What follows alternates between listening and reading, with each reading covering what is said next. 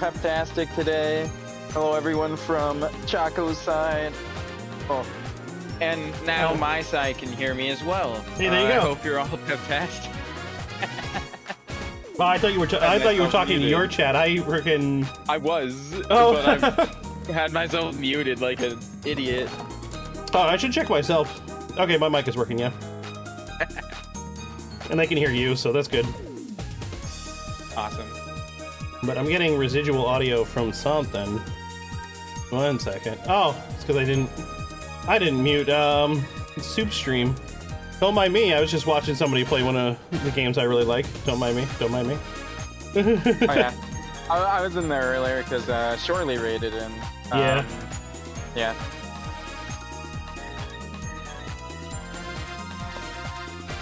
So yeah. Well, anyway, welcome to Week 8, Part 2, everybody, with games from Group A. Group A? I don't know. Is that wrong? I mean, I guess you could call it Group A. Group 1? It's Group 1, yeah. Okay. I mean, I guess you could call it Group ABC as well.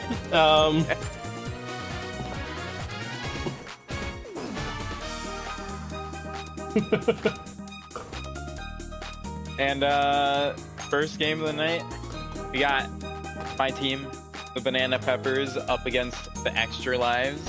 I guess I have a little bit of a bias here. I definitely want the Banana Peppers to win. I think if they play as well as I think they should, then it'll be a good game. This is a tough team we're up against, though, so I can't really say that I think we should beat them, but I think it should be a competitive, close game. I really like the Extra Lives. It's very close to the team that we've seen. We've almost seen this team for 2 seasons now. It's a fun time, and I also love the owner of the team. So no matter what happens, all I want is a good game, but it would be icing on top if the Peppers can win. I think unfortunately for the Banana Peppers, I think this is kind of one of those situations where they need to win. That's true. An L here for the Peppers is going to put them catastrophically back. Because they're 3-3. They dropped to 3-4. The best they're going to end in the first half is 4-4. And you really don't want to be in the middle of the pack. I mean, that being said, my team is 2-4. Like, best case scenario is 4 for me still. But the Tusk Love, if they win again tonight, 6-1, will be too far away from everybody. Anywho, that being said, I believe, did the Peppers beat the Punishers? I think they did. I think so. Was that last week's game? I'm looking for it. 1 second.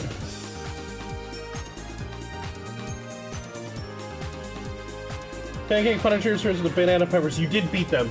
And the Extra Lives are a very similar team to the Pancake Punishers. So I will say it's gonna be a close game.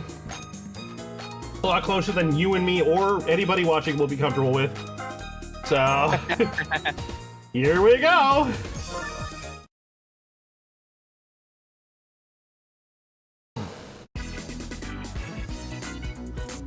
Also, hi Ash, I hope you're having a peptastic time in the Bahamas. Thanks for that little quick brag there.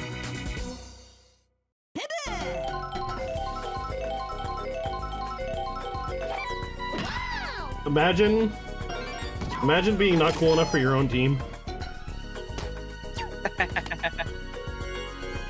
Not cool enough or too cool? Oh wait, yeah, not cool enough. You're not cool enough, no.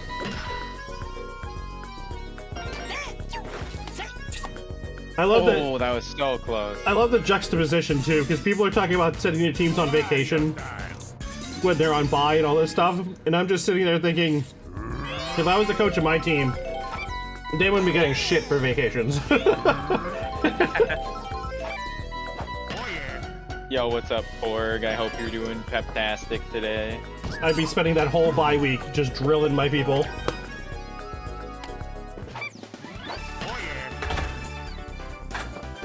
And Extra Lives just tearing Baby Daisy apart at the start of the game here.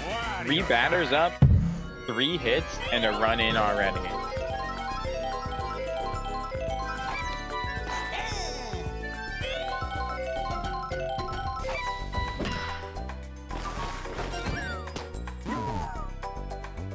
The Extra Lives are just getting really lucky with their consistent batting, but I think the Banana Peppers could probably turn this around even with this kind of a bad start.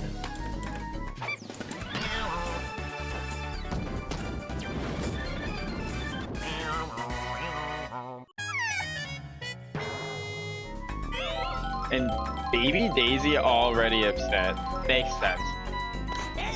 The frustrating start to the game. That's gonna be a triple That play. could be a triple. Not quite. Close. Very close to a triple, but not quite there.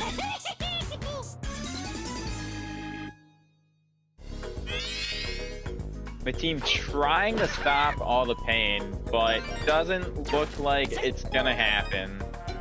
How's it Another going, run Yoshi? able to come in. Believes the Tiny Kong MVP.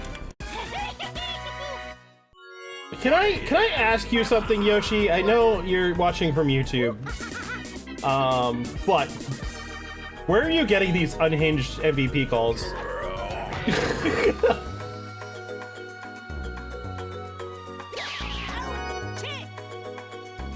And a huge hustle to stop even more pain from coming through.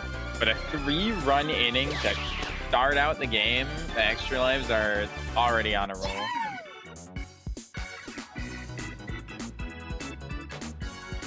Yo, Porg, have you seen Trailer Park Boys, Porg?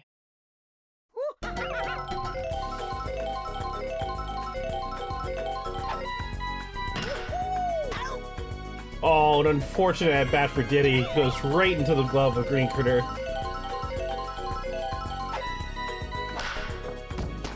And that's going to be another one straight to the glove.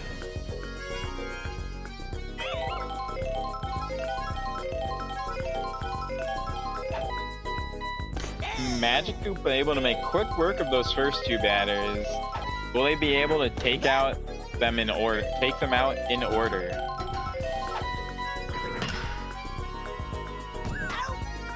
Yes, they are. And a 3 up, 3 down, that matches how many runs they got in the top of the inning. And Extra Lives, yeah, on fire so far. Strong start for the Extra Lives for sure.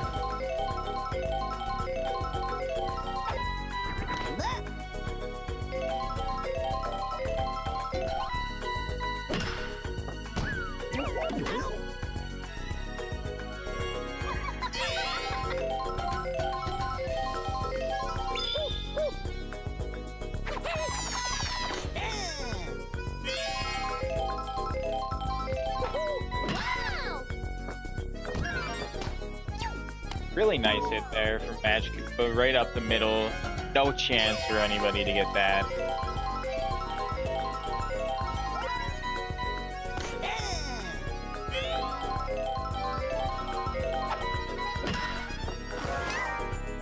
Oh, that's a And bobble. Baby Daisy with the bobble on what should have been a double play. And we'll have to see if that comes back to punish the Peppers or not. With the captain coming up with 2 on base, this is a huge opportunity. DK missing the sliding catch. That's going to be painful. And the wild throw. Fortunately for them, nobody acted on it.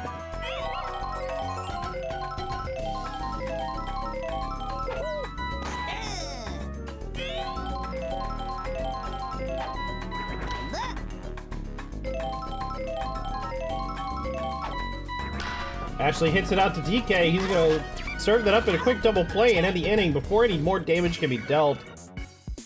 Able to save themselves from falling further behind. Yeah, bases loaded and able to come away without giving up a run is a huge clutch for the defense there. TK pre-charging, no idea why. Oh, misses the Big good swing and a miss. Oh, but he gets the third one. He gets a huge piece of it. It's going. Is it going to be enough to get out? It is. That's going to be a home run for the Banana Peppers to start the second inning.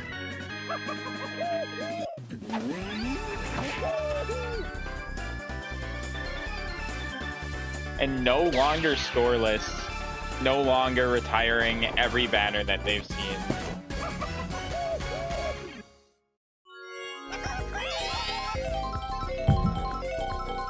Can baby DK go back-to-back with his grown self? Nope. Nope. Not gonna charge swim. He doesn't charge. He smacks it straight to the threat. The big threat of Critter.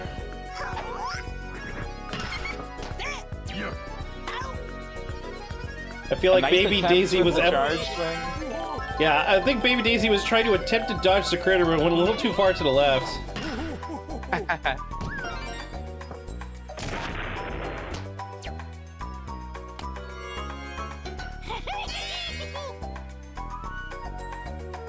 We haven't seen much from the Purple Pepper this season, but I still have hope that he can rock some homers. Oh, that looks like a solid. Nope, it's gonna fall short. Ashley's gonna be able to get boosted. Great hustle out there to get under that. Code not able to find the right part of the field to sneak it past these fielders. Either way, though, the Peppers are on the board finally. He scores 3-1 going to the top of the third here. The defense of the Peppers can hold. They might have a chance to catch back up.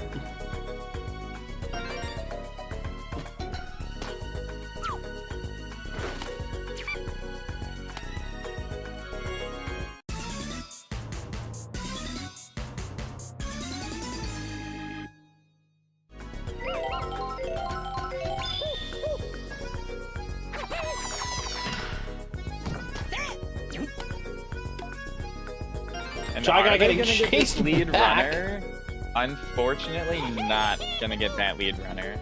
Yonta didn't even attempt to throw it to second to cut him off. He just would rather secure the batter runner at second, which makes sense. You want to stop them from scoring. Which making a foolish mistake by throwing it and missing the player. Tiny Kong just a little too slow to get to that ball in time. Chucksters. Hi, I'm a Chuckster. Oh, that looks gone. Yeah, unfortunately for the Banana Peppers, their outfield does not respond, and that is a grand slam. No, that's a 3-run homer, sorry. Oh no, I think that was a grand slam. Oh yeah, it was. Never mind. I was right the first time.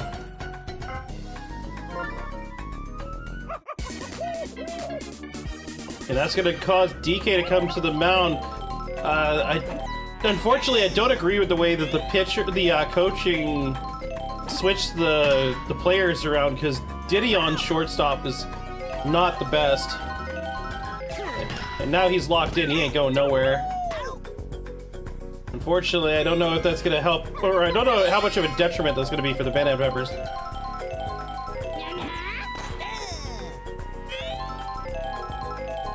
Hopefully, EK coming on the mound can start to lock down this offense, but Magikoopa still able to keep their batting 1000 alive, rocking a hit out into the gap. Diddy Kong getting eaten by fireballs. He missed the sliding catch. Yeah, both shortstop and second base are both locked in. But I feel much more confident with Baby Daisy in shortstop than I do with Diddy, Baby Daisy on second base than I do on Diddy with shortstop. I've seen Diddy miss too many sliding moves. Like, sure, he makes some plays, but the majority of the time it feels like he misses. Were any of your messages from 15 minutes ago going through? I mean, I see the island was made by Peach, not a black diamond. I didn't know Baby Daisy could bobble further than she can throw. Critter actually catching the ball with his glove for a change. I saw all those.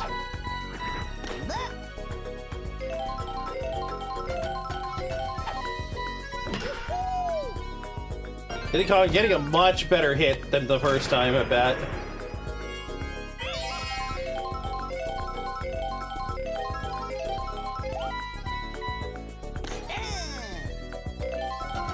Who is not liking the look of that pitch, letting it go by and taking a big swing at that one, but too close to Critter. Gonna be an easy double play.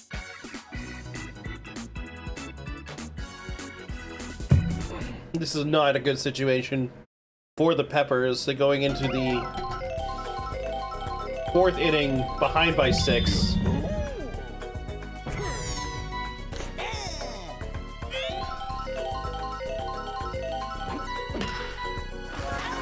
Baby Daisy making a sliding catch just like last inning. Keeping her team alive.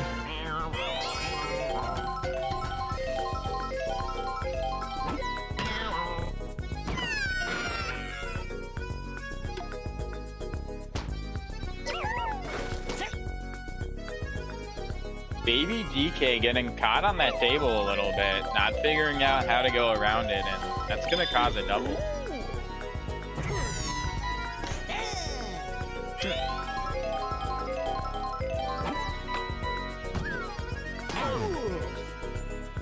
The item usage making it close to being a double play.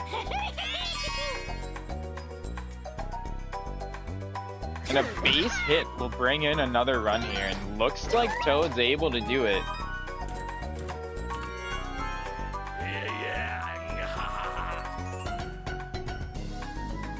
Last time he was up, able to hit a homer. Critter hoping to repeat himself. I think Lewis is going to be able to get under that one, though, this time.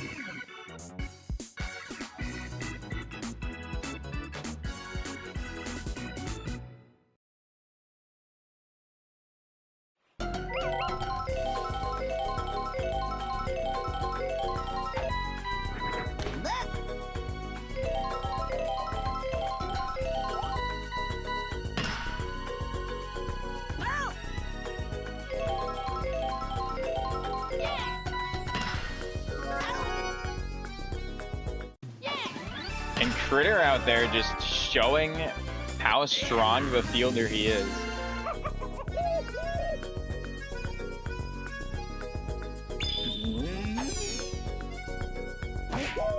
DK with a big hit, and it looks like he's gonna get another home run. Unfortunately, DK, with his 2 homers, has not had anyone on base, so only 2 runs for the team coming from the captain. He's trying, but team does not want to help him, or maybe they want to, but they can't. That's gonna knock Magic Koopa off the mound. And here comes the Captain Wario. And maybe getting the Piss Wizard off the mound is what the Banana Peppers need to kickstart their offense. Unfortunately, Baby DK not able to get to first off that hit there. Or, I guess not a hit.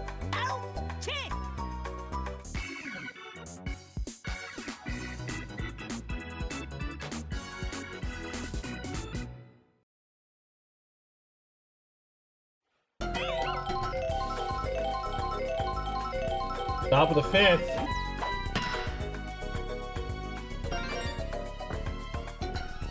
DK back at it again with the solo homer. Yep, that's correct.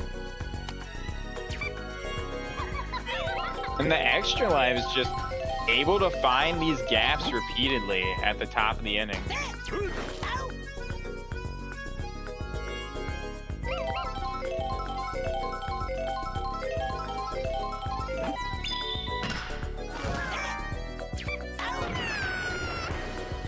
But Baby Daisy able to hold on to that rocket of a shot and get the runner out. Does advance the runner, but DK hoping to force a grounder here.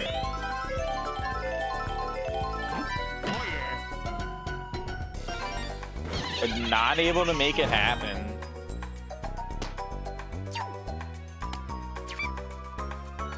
This game just getting further and further out of grasp for the Peppers.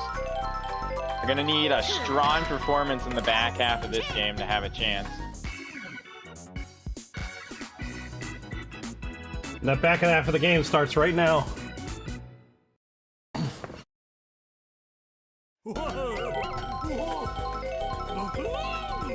Yeah, into pre-charging.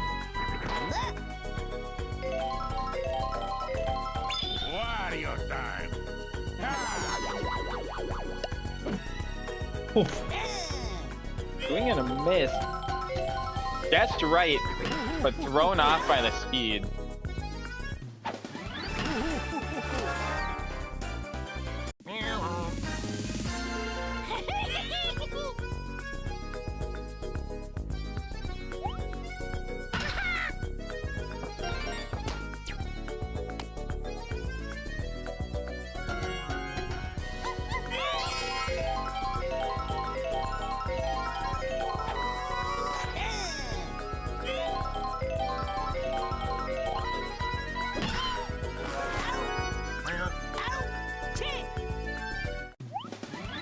And just unfortunately, on these charge swings, Banana Pepper's just not willing to swing the bat. And then when they do slap hit, it's just too close to these interior infielders. The defense is just really solid on this team. Gotta try to get it to the outfield to have a chance. Indeed. The strategy, that needs to be the strategy. And that fire gonna turn that into a hit.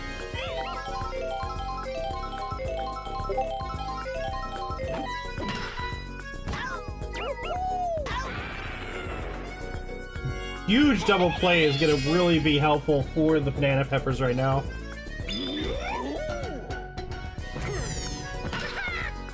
Defensively, they're doing fairly well, which is what they need right now. But BK getting tired so early is a really scary sign for the Peppers. He's been on the mound for 3 innings now. Yeah, like, it's not early in his pitching time, but still pretty early in the game, yeah. Yeah.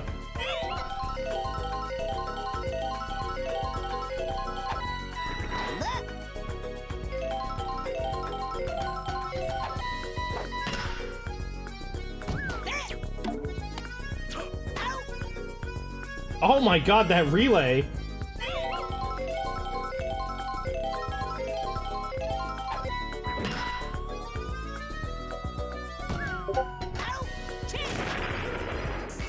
That's just gonna be an unfortunate inning for the Banana Peppers.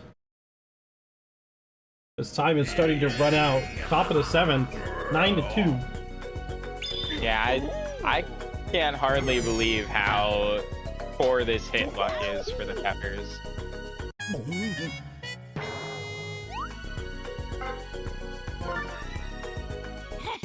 Like, all the slap hits for the extra lives are going straight up the middle, and all the slap hits for the Peppers are going straight to the infielders. Just joined what's poppin'? We're just watching the first game of the night here. Extra Lives versus the Banana Peppers. Right now it's 9-2 in favor of the Extra Lives. How are you doing today?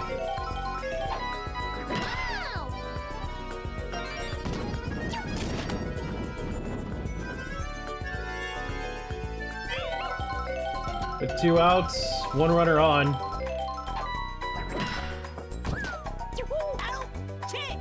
That's true. The outfield is very responsive to homers. I've been It feels like every time the Banana Peppers play at home, the enemy team gets an insane amount of slap hits that just go to the perfect place on the field.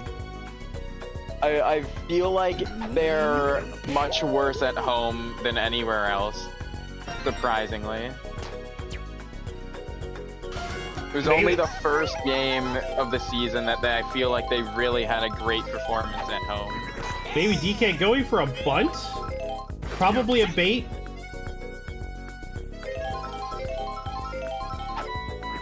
It's not a bait. He's running for it.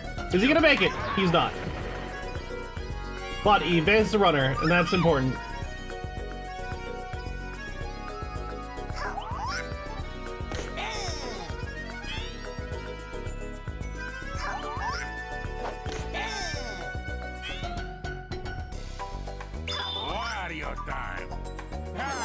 Well, but the Banana Peppers don't even give up lots of homers here. It's just the enemy team, like, gets way better hit luck every single time. I just, yeah, I don't get it.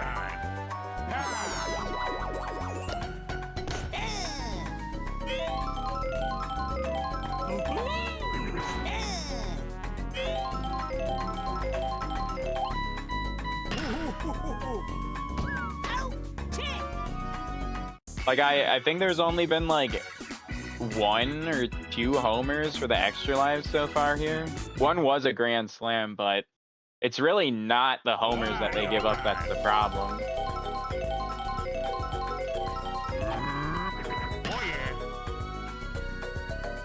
But that is... Oh, it went foul.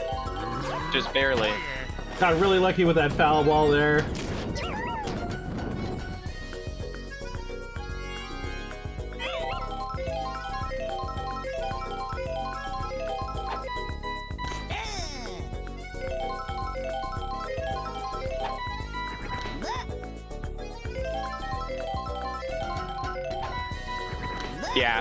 Yeah, I did comment on that last week.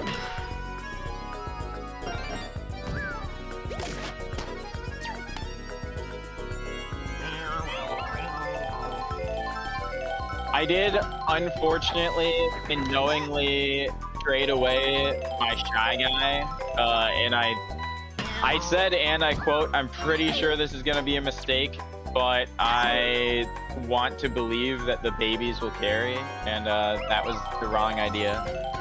They tagged the runner out at third before he can get there, at least salvaging some of this inning. That's going to be a double play off of Baby Daisy's glove. Able to salvage that inning from a terrible start.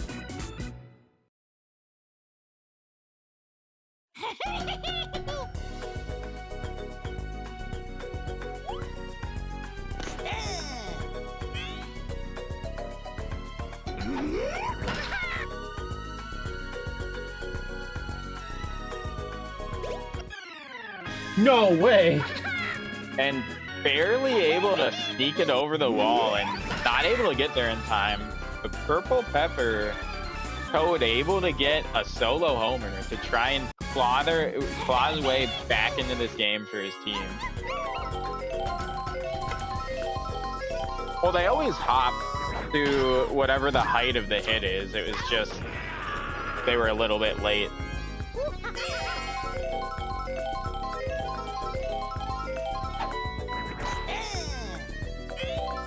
Somebody should clip that and send it to Seam so you can react to it.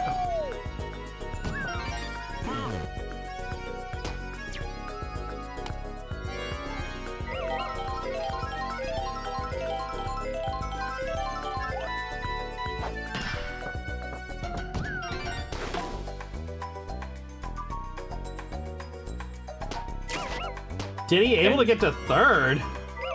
And did he able to take advantage of that and put runners on the corners for Lulu here? Lulu known to fuck up in clutch situations, but not this time. Looks like we have the start of 2-1 for Donkey Kong here, and yeah, this could be the start of exactly what the Peppers need.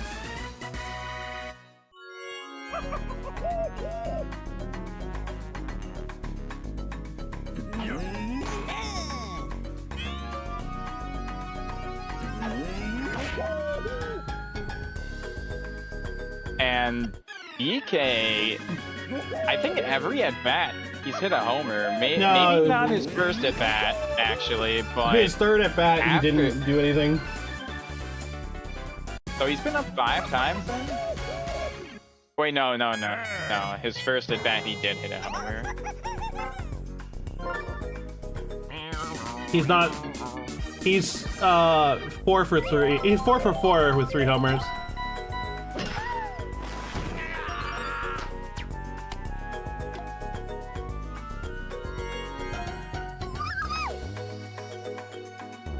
And taking Shy Guy out of that interior infield place and also getting the captain off the mound could be another huge interaction for the Peppers here.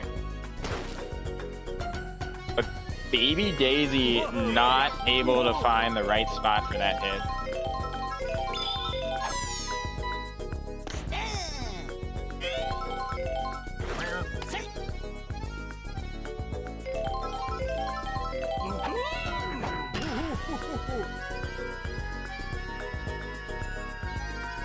That's gonna unfortunately be the end of the inning.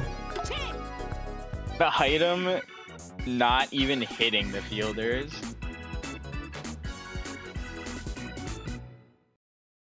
Sometimes you miss. The game is within striking distance as long as Peppers can keep runs from coming in this inning.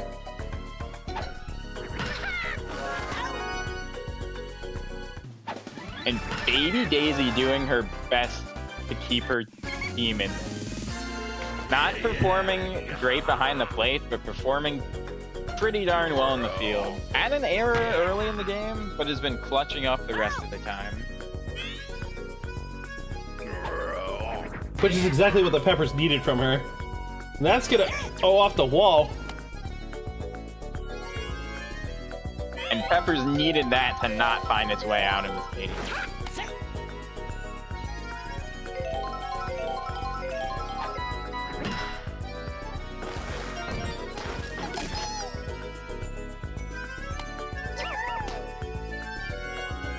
With the top of the lineup coming up here, Peppers in a bit of a scary spot.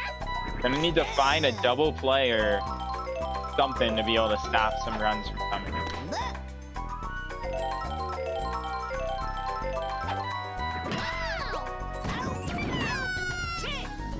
And Baby Daisy able to do all the work of the outs that inning. Now asking her team to clutch up here, but weak part of the lineup coming up, there's going to need to be a huge effort to be able to get back in this.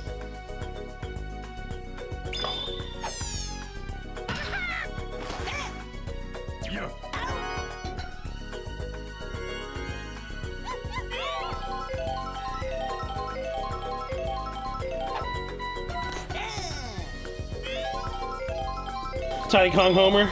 You calling it here? Okay.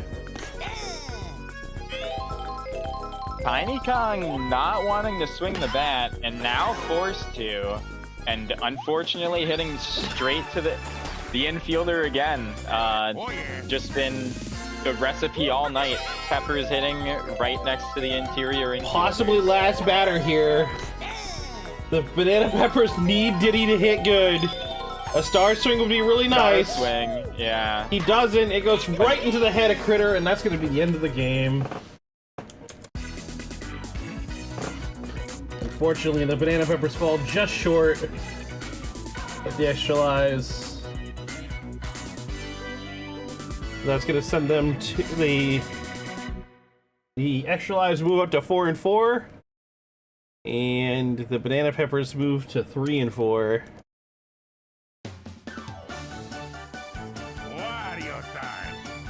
Wario getting the MVP nod. Don't blame him with the fact that he got a strikeout and quite a few good plays in the outfield. Or in the infield, sorry.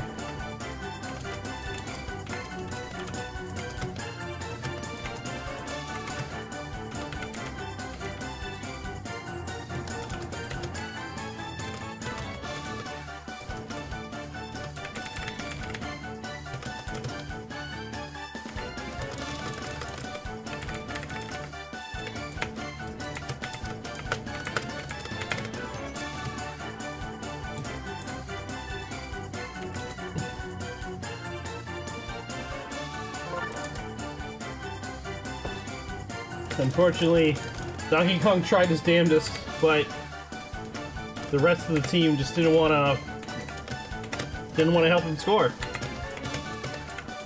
Yeah, I mean, I don't know. The last inning was just like the rest of the game. Everything that made contact was basically just straight to an infielder, so just unfortunate. They were putting the bat on the ball, but not able to find the place to put it. DK put up more points, too, than the MVP did of that game.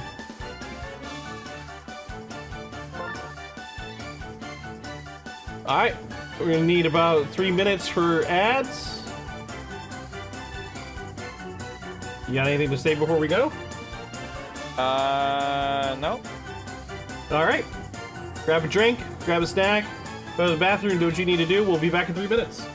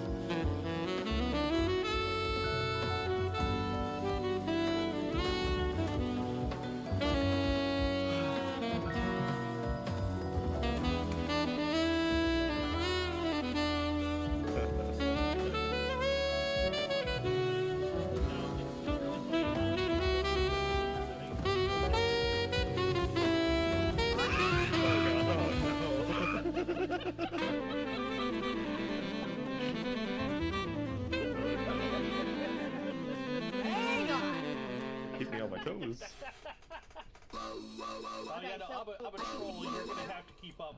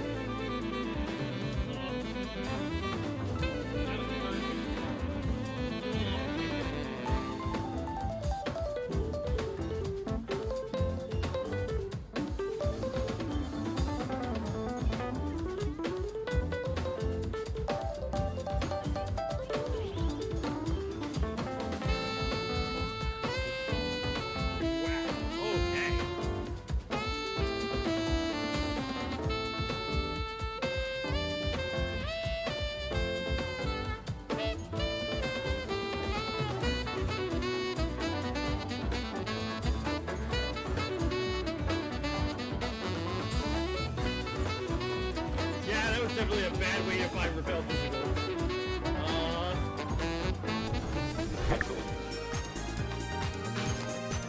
Alrighty, we're back. Second matchup of the night. Gonna be Arwa the Baddies versus Turquoise Turnabout. Turnabout have had some rotten luck this season after a really good start. And the Baddies have been pretty strong force in the league for a bit now. What do you think? Well, I like the Turnabout a lot. They have a cool team. I like how their chemistry works, and I like a lot of the characters on the team. But Waluigi's my boy. Every single week, I'm always gonna be rooting for the bad guys. So definitely gonna give them the nod, but I think it should be a close game. Yeah, we'll have to see. There's a bit more power on the bad guys, a bit better. Well, I can't even say better defense because the bad guys have 2 bros and a critter. Like, so they're just more all around on the Turnabout. I guess I'm trying to say like better hitting throughout, but I don't even know. I think just all around the bad guys are slightly better. Maybe the Turnabout have a slight edge in pitching.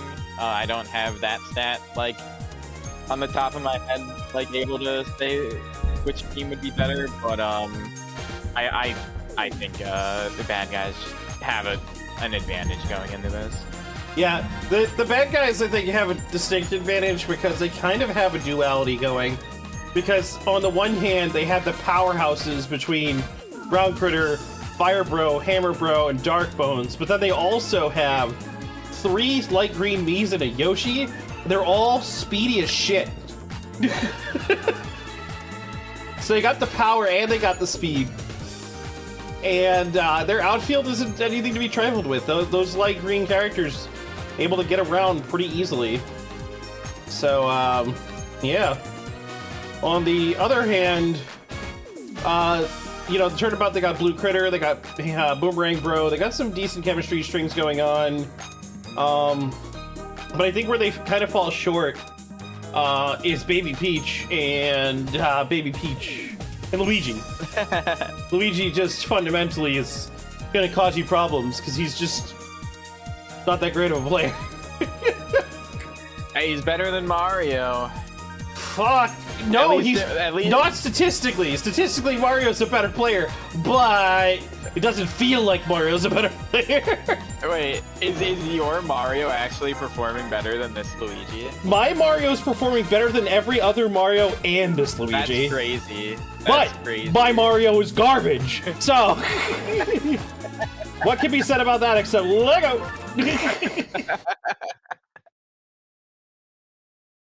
It's the battle of Luigi's. Oh, yeah, I also just noticed that it's Waluigi versus Luigi. That's perfect. And Waluigi is definitely the better Luigi. Of course. Waluigi was originally invented by Camelot to be Wario's doubles partner for Mario Tennis.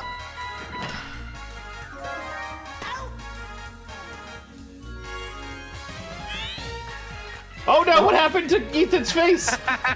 Ethan doesn't have a face! He's just a nose! I wonder if all the Miis are going to be missing faces this game. But Critter able to pounce on that ball right before it touches the ground. I thought that was going to scoot past him, but he was just building suspense for it. I mean, shoutouts to the nightmare fuel that was that one game where Aaron's face was all fucked up. That was crazy. What in the Miitopia happened to this man? He got abducted by aliens. The face snatchers took his face away. I don't know. Oh, for a second, I thought Dark Bones had the same thing going on, but his head was just backward at the beginning of the Yeah, I know.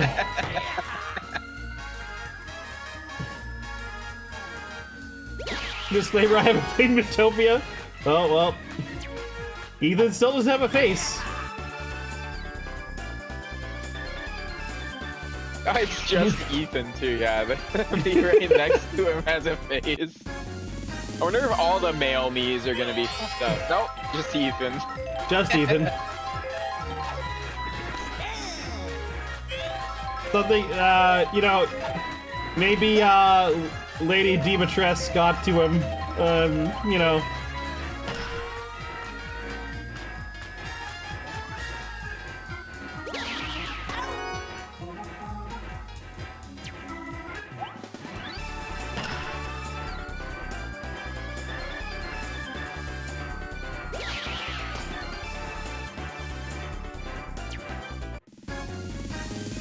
Another catch for Celeste.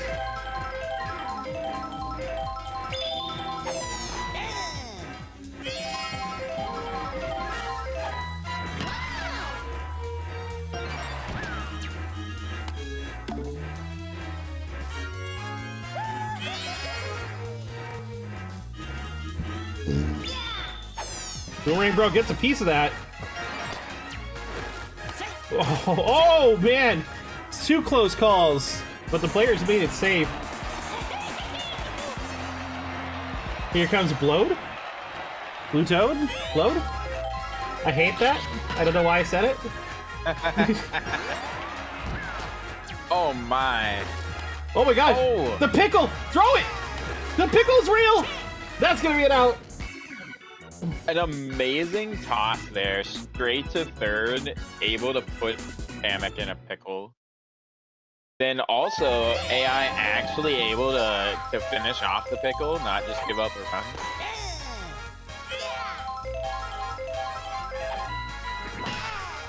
Firebird gets a decent piece of that, sending it out to the goad. That's what I like. I like the goad. But I don't like Blode. No.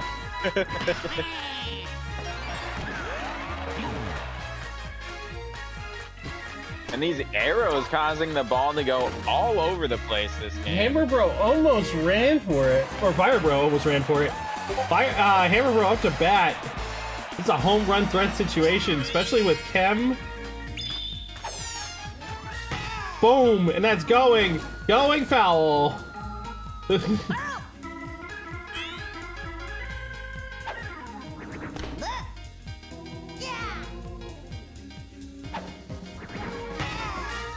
This one is definitely fair, but it's not gonna get out. Will it turn into a sack fly though? The runners are running. And he makes it!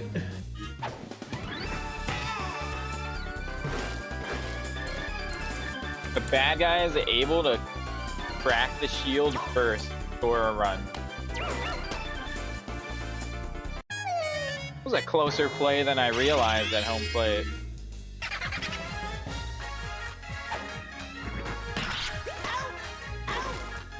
Wow.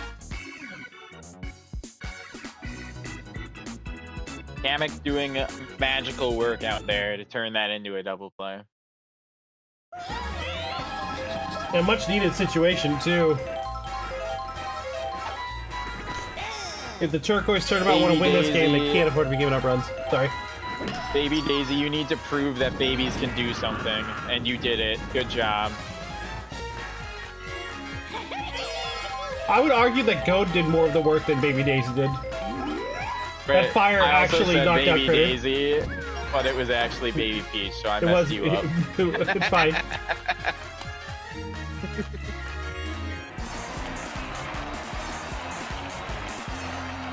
It's okay, I say Baby Daisy all the time when it's Baby Peach. Because I really can't seem to fucking wrap my brain around it.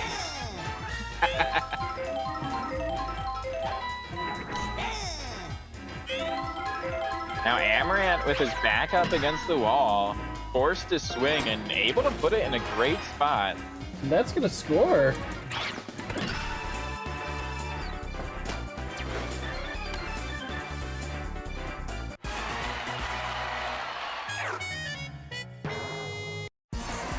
Just refer to the players as you.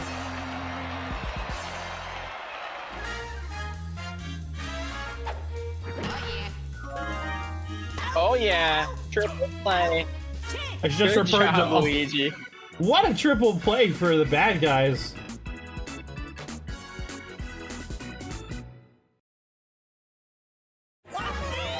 Another team coming up clutch in a situation where they need to stop the damage.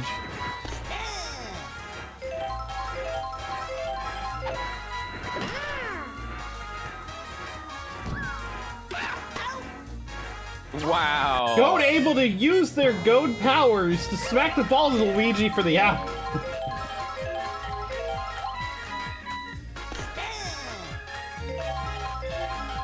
Can't name them wrong if you don't specify them in any way, shape, or form, but how are you supposed to not specify them? You have to talk about the player. I can't say you.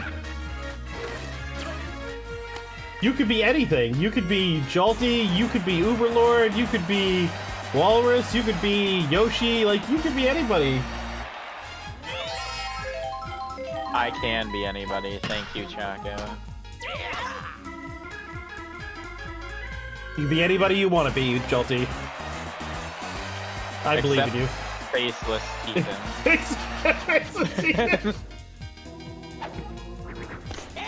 You fair? But I feel if you tried hard enough, you could totally become Faceless Ethan. Perhaps. It just take a lot of effort and makeup. I was gonna say a lot of surgery. Oh.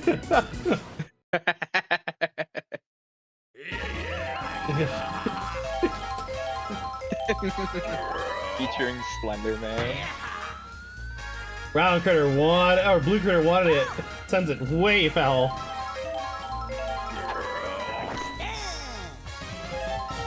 Big swing and a miss from the big blue man himself, but not that time. Able to get a good piece of it, and it's gone. Yeah, yeah.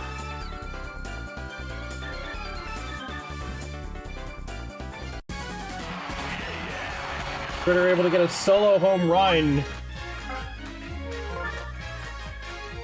That's gonna take Darkbones off the mound for Yoshi. Say Yoshi before Waluigi? Interesting. Probably the better move, because you putting Darkbones on first base isn't a bad thing. Yeah, for sure. I mean, they're designed... The baddies are designed that no matter which player they switch Darkbones with, he's in a decent spot.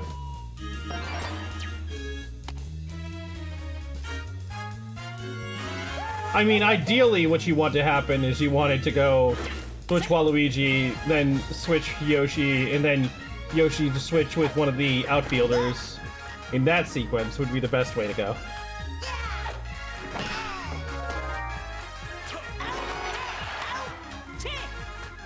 Uberlord literally typing out exactly what I was saying right after I finished saying it. Well, probably while I was saying it, but didn't hit enter until afterwards. Which means I beat you to the punch. Rob Critter hits it big, hits it hard, hits far. That's gonna bounce off the hat. We have a tie game now. And that's back-to-back innings with solo critter homers.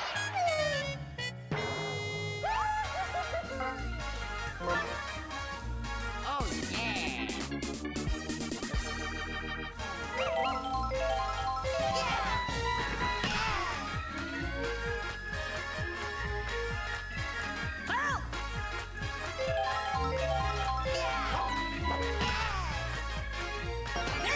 Woo! That was a heater. Wow. But they're able to get it back before Firebro can get to base.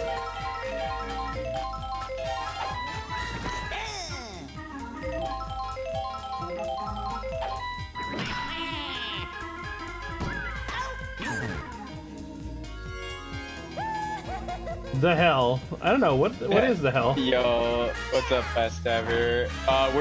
So what's going on right now is it's AI v AI gameplay. We all made teams. We drafted teams together and we're commentating over them playing each other. How you doing today?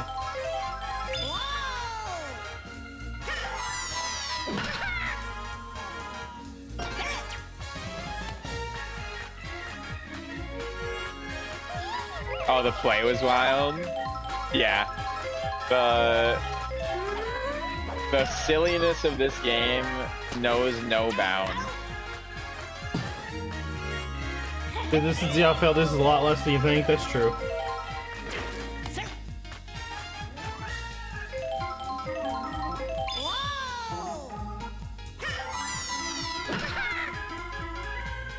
Dude, hitting it. We got runners on the corners.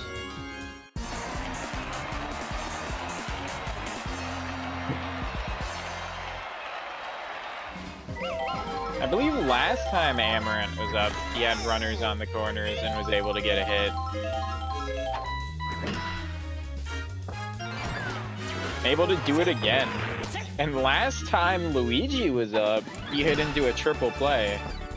There's only 2 outs to be given this time, but he's hoping not to give up multiple outs with his hit here. Team needs him to not throw, which is hard for Luigi. Hey, I mean, there's that meme of Luigi wins by doing absolutely nothing, right? Maybe that's gonna be this game for him. Oh no, he loses by doing absolutely nothing in this game.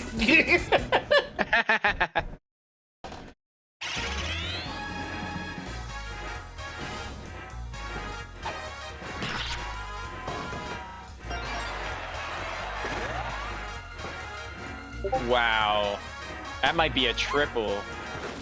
Darkbone's turning around, not trusting himself to be able to get there in time. It would have been close, but much wiser to just take the second base.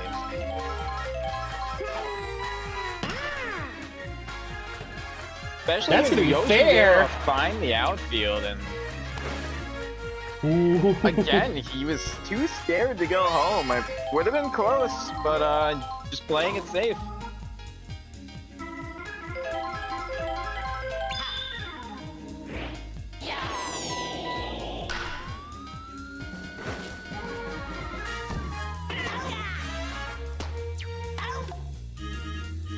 Yoshi, why were you even...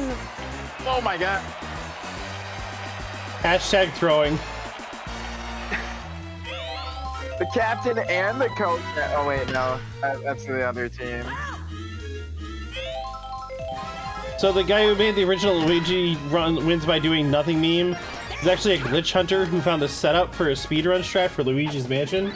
That's pretty cool. That's pretty cool. Is he the guy who found how to do the pearl dupe glitch, or is it a different setup that he did? Or wait, did he find the Boolossus setup? Because without the Boolossus setup, the Luigi Mansion speedrun is basically like, it's possible. It's just much better with the Boolossus setup.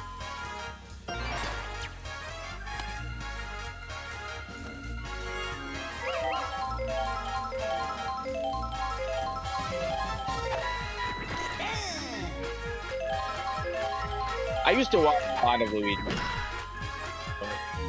I know a decent bit about the different tricks in the game. You don't remember it was Skew? I do know. I think I know Skew. And it was the one cycle for King Boo. Holy crap. I actually have only seen a couple runs with the one cycle of King Boo because it's a pretty damn new trick.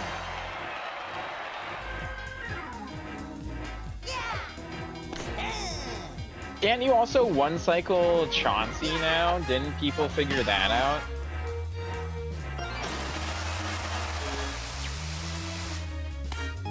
That's gonna be another run for the Turnabout.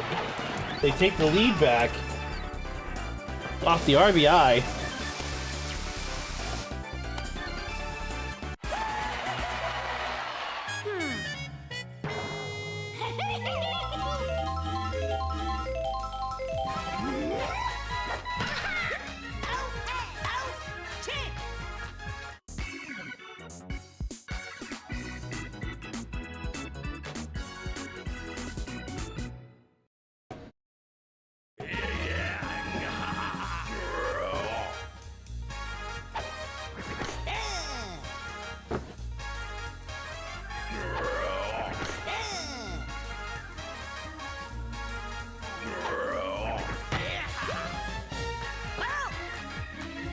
Yo, what's up, Lucky?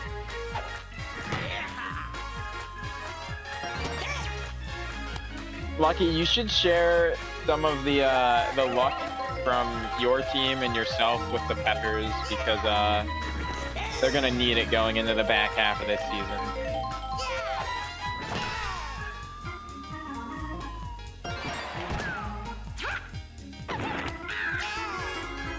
Oh, you just lost? Well, join the club, except you only have one luck. Like, he's like, I just lost. I don't have any luck. He says, crying into his dollar bills as his team is 6-1. Exactly. You'll get no sympathy from me. You can call me Ike.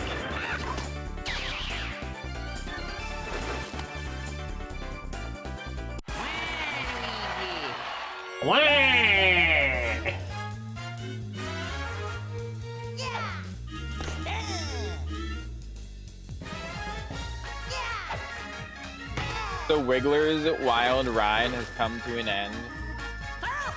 Yep. Is what you're telling me?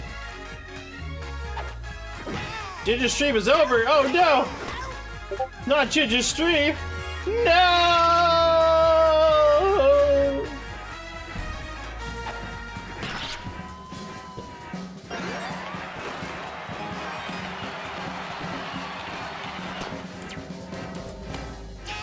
I wasn't being fake, by the way. I was trying to act dramatic.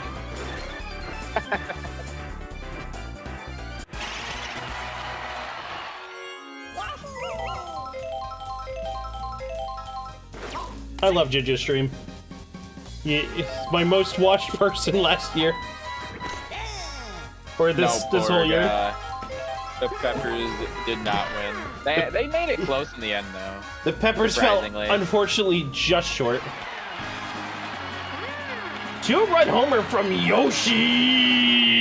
I think there was too much slice on that for the fielders to actually be able to jump in the right spot.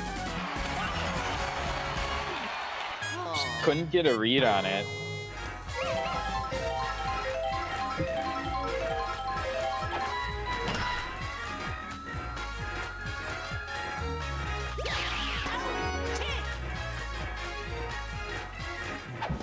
And Amaranth with some nice hustle out there to get under that in time to toss Totem.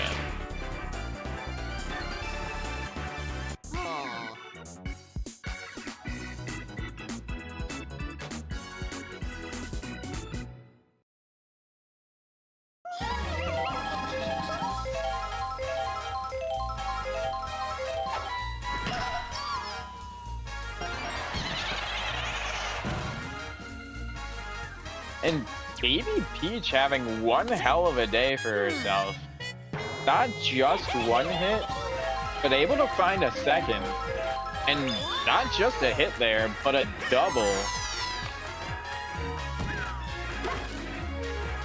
Oh my god, the goat usage. That's crazy. Amaranth able to throw that bomb perfectly to save his buddy Goad. Here goes Waluigi. Yoshi was more concerned with his physical well-being than securing the out.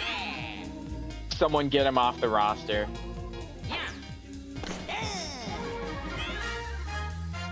There's a lot of players that need to be fired from their rosters. Looking at you, Luigi. I'm looking at Baby Daisy. I mean, what?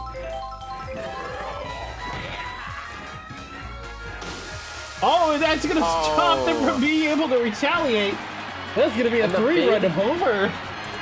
Big Blue Man with his second homer of the game. Hey, he's my shitter supreme. That ties up the game. Just when the bad guys thought they had a nice little cushion for themselves, Blue Critter able to completely erase it. I've seen some crazy relays today. hits to the outfield do not guarantee you're gonna get to base. You gotta leg it out, and unfortunately, some of these people just jogging a bit too slowly. They skipped leg day, clearly. I mean, have you seen how disproportionate those critters are?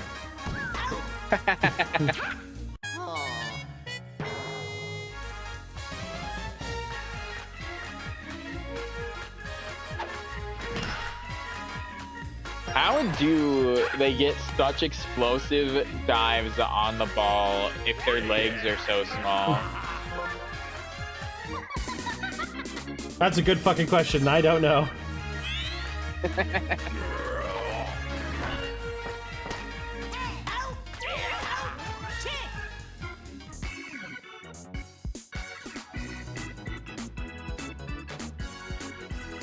What happened to Ethan's eyes?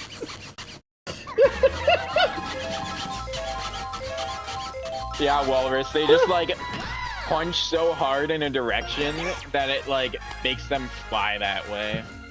Yeah. I'm sorry. Just Phoenix is. I love when Phoenix uses that fucking that damn emote. Oh man. Oh my Kills me every time. The moonshot that we just saw from the Boomerang Man was crazy. Even if they weren't rocked by the sewer, there was no way that they were getting that high. Nobody could get that high. Not even me. I think Snoop Dogg could. But unfortunately, Snoop Dogg not an outfielder in this league. Unfortunately not. If Snoop Dogg was an outfielder in this league, I don't think anybody would be able to get a home run. He doesn't even need buddies to get that high. Not yet! Season 3! Season 3, there's gonna be like 4 copies of Snoop Dogg just like standing in the sky, catching any ball that decides to get high. This is my domain.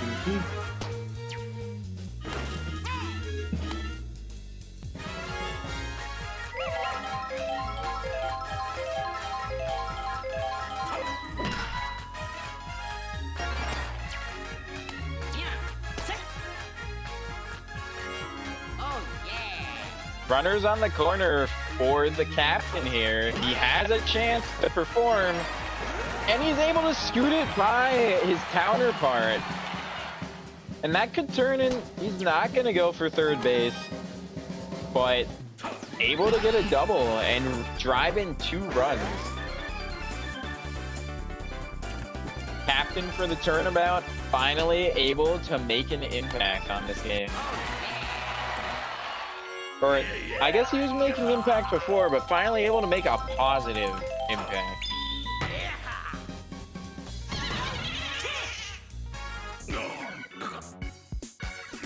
The Baddies only got 2 more innings to try and to turn this game around after that inning. Would Snoop be a light green me or a brown me? I feel like he'd have to be a dark green me.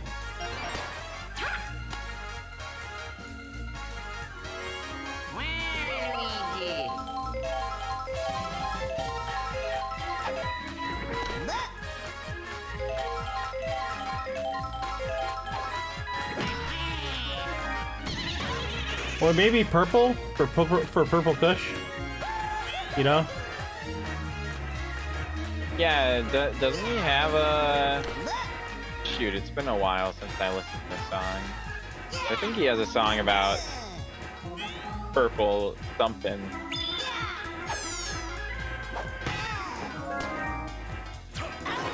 That's gonna be a double play, and that's the end of the inning.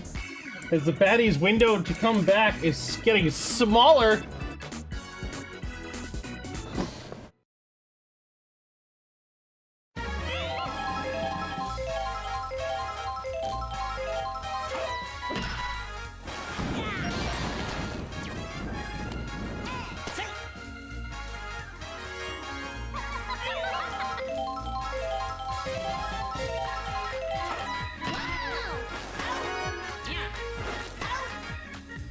Wow. Barely able to get that out of his hand in time to throw out the runner at first. Great play from the captain there. Trying to boost the morale of his team. They just fell down a lot of runs, and they need big work to get back in this.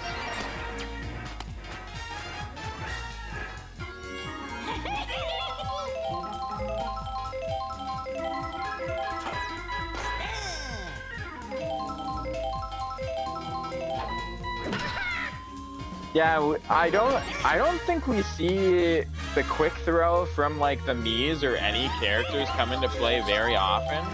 But when it does, like, it's very noticeable that like they just barely got it there in time. Makes sense. Also, okay, Yoshi. That's cool. Baby Peach with the performance of her lifetime. That's 2 doubles today. She got RBIs there. She's been a run for her team multiple times now. And she's a run for her team again there. As the GOAT gets a home run because the outfielders didn't even buddy jump this. They just stood there and watched it go over. Yeah, they had a lot of time to get there. Yeah. It is confusing why sometimes they have a lot of hustle and sometimes take their time getting places.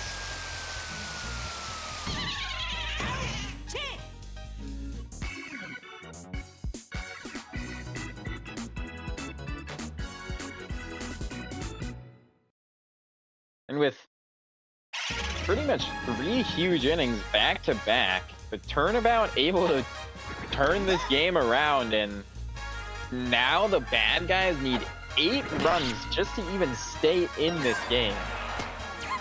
That's a good start with a bobble from Baby Peach. Caught myself. I almost said Daisy.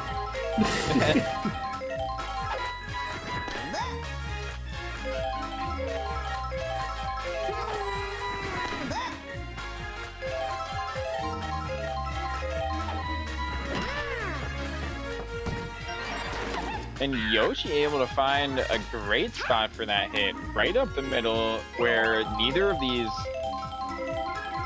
infielders with quite a far reach can grab it.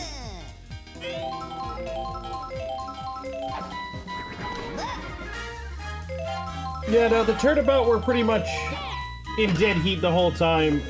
There was no, like, turnabout, so to speak, this game.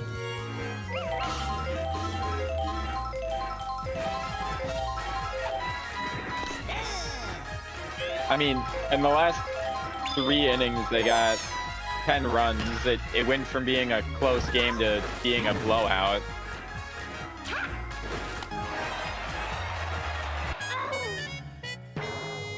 That's true. You aren't wrong there. But right after the first run scores, they switch their pitcher.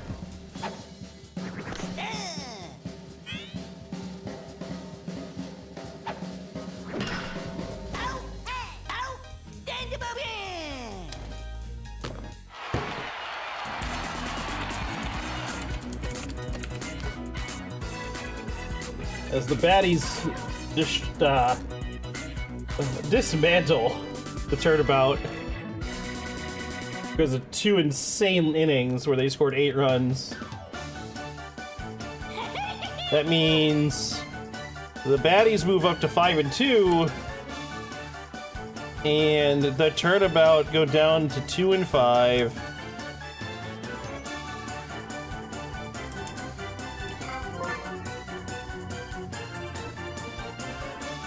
Oh wait, I did that the wrong way.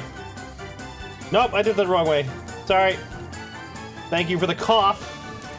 Making me...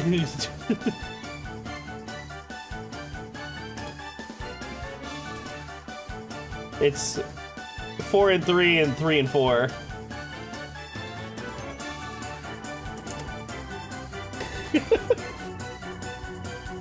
Don't mind me.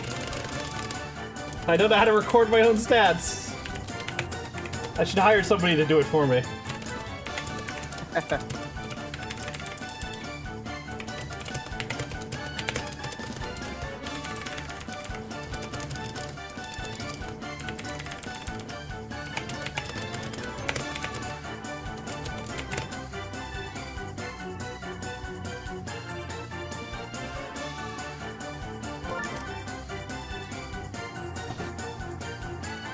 The Goad getting the MVP is actually amazing.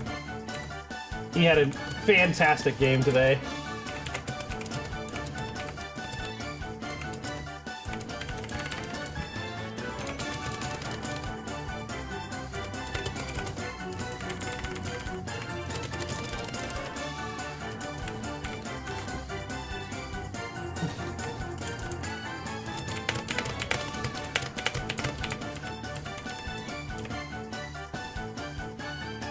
Yeah, pretty good run for the team in general. How much time do we have before the next? Got 40 minutes. We're still gonna run a 3-minute ad, and then we'll probably have enough time to do the remaining 2 without an ad break. So we'll be back in 3 minutes. There go my ad. That's fine.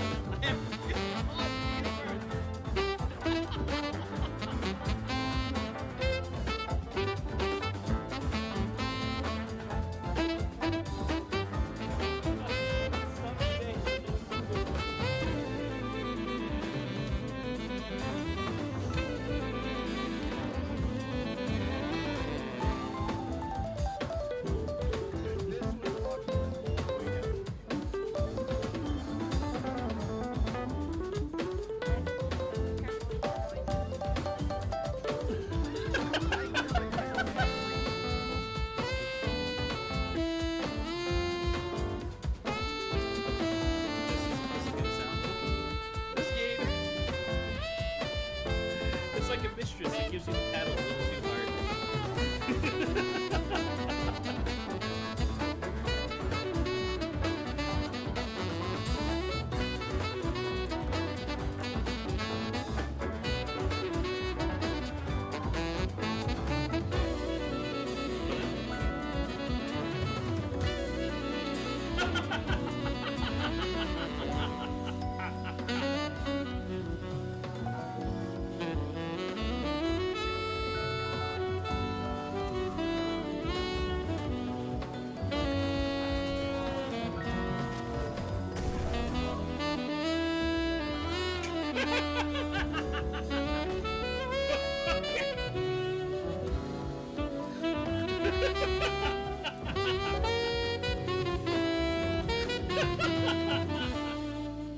That was fantastic.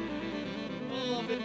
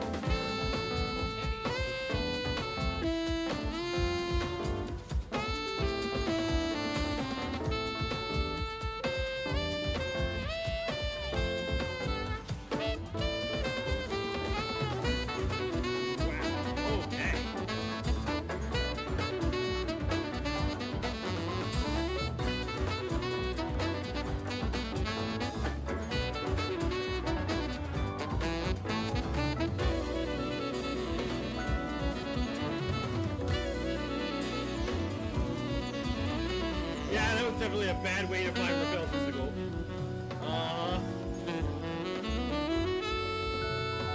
You know, physical is a bad idea.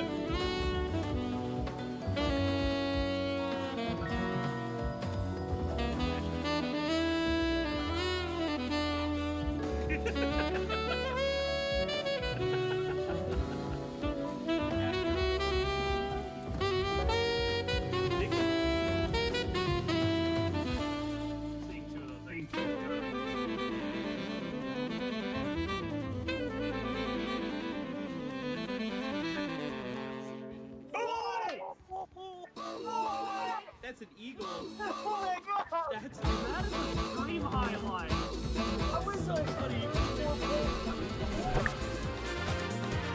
could. All right, and I'm back. I am also back. Fantastic. Oh man, this game.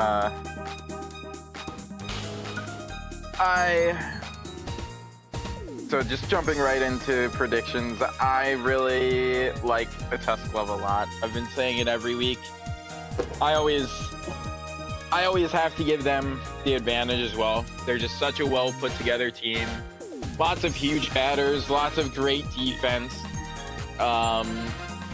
Just everything that you want in a team, they have.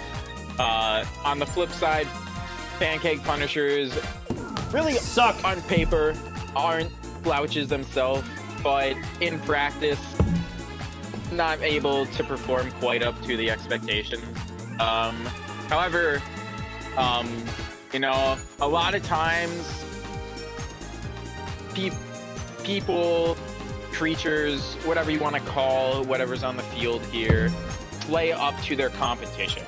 So will we see the Pancake Punishers with going up against the top team in this league be able to perform like a top team, or will they continue to struggle? So I think that's the real question. I do think the Tusk Glove has the edge, but I think the Pancake Punishers, if they play to their potential, definitely have a shot. I mean, I'm biased here. One of the teams does belong to me, but I think that if the Pancake Punishers win this game, you should buy a lottery ticket, or be prepared for hell to freeze over, because something's fucking going on. There's no way they stand a chance.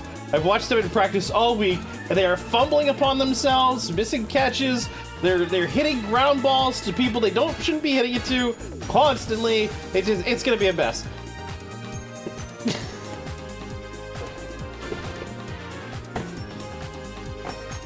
That's all I'm saying. Funny.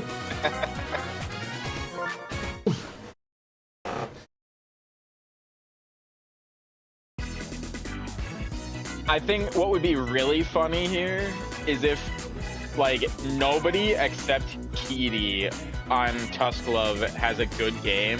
So the one game where Petey's just performing out of his mind, the rest of the team just throws.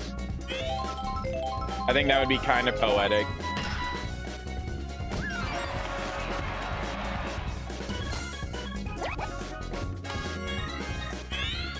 Good hit from, shoot. That's Fiorito. I think that's Fiorito. Yeah. It's this me that I can never remember. That one's Irvine. Okay.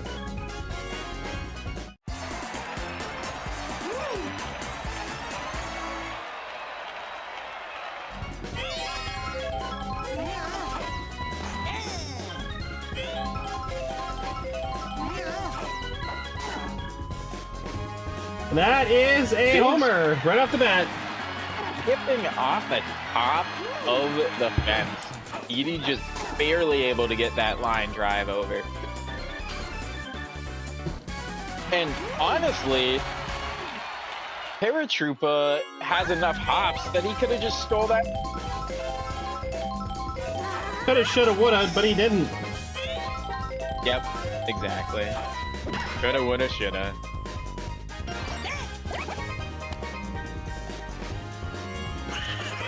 No outs yet for the Tusk Love as they're dominating the Punishers already.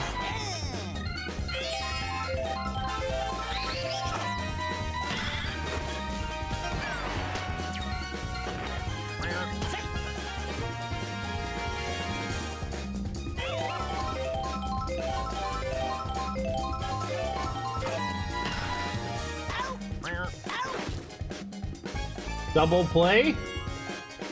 Gonna slow down the momentum.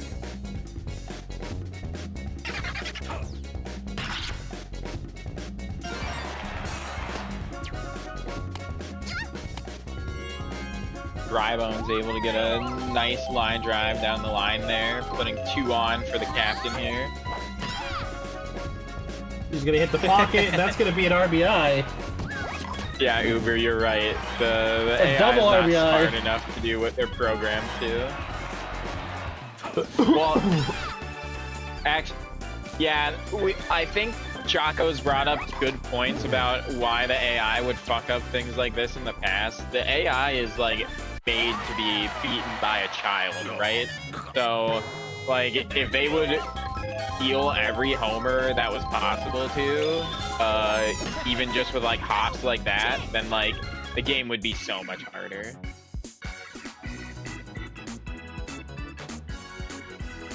Five runs for Tusk Love in the first. The Pancake Punishers maybe have 2 innings to play before they're out.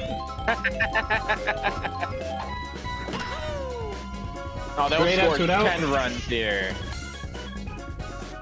I'm actually surprised Cypher dropped the ball there. He was in position when it went to Boo.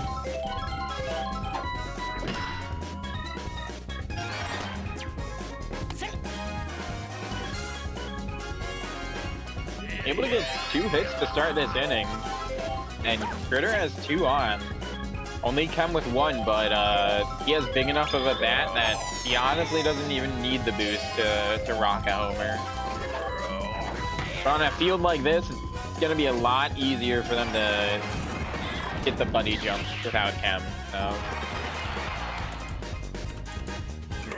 Critter able to bat Mario in. Instead of hitting a homer like he was supposed to.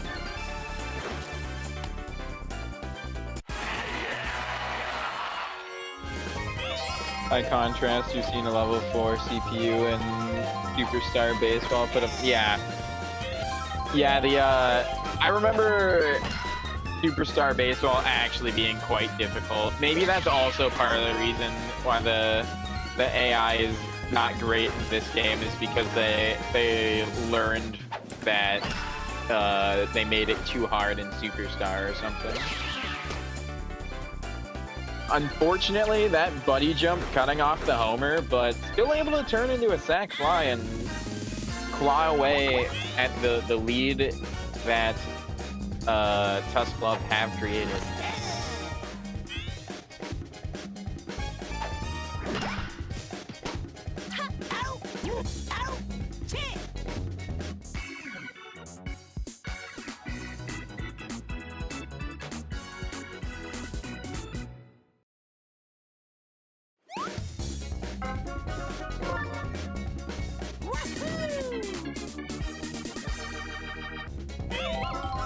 Mario up to pitch at the top of the second.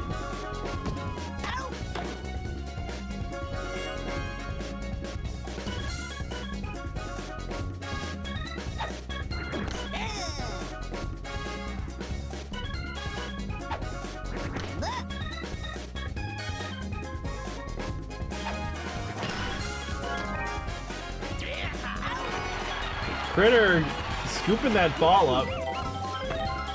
Able to put that out.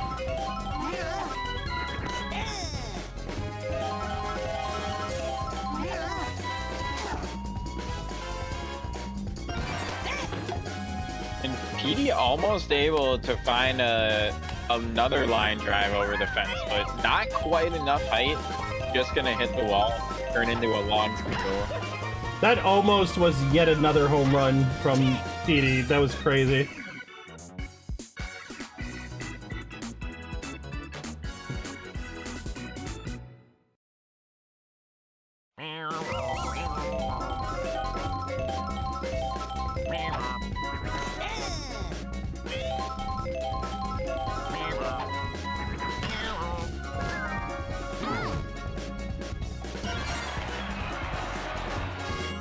And that Shy Jabba Guy just taking too much time.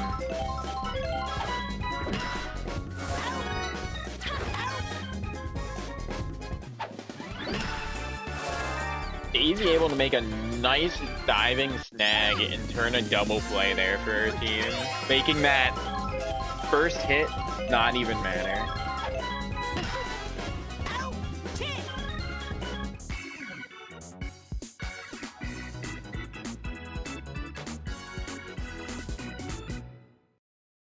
Both teams, no runs in the second.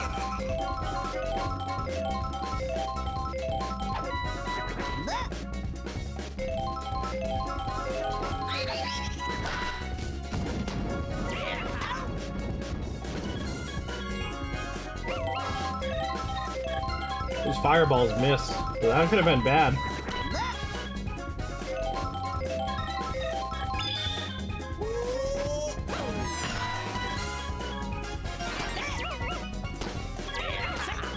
Not quite fast enough. I feel like a throw to first would have been faster than a throw to second than first, but maybe the first baseman wasn't quite in position when they were trying to throw it. Who knows?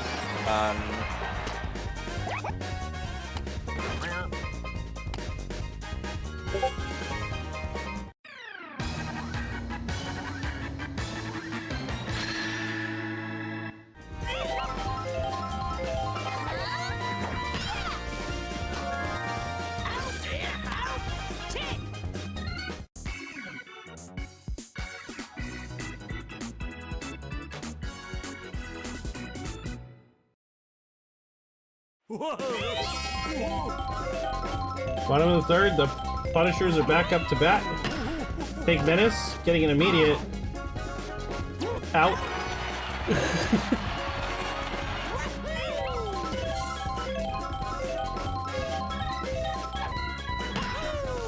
And there goes Mario too. Oh, the fire hits.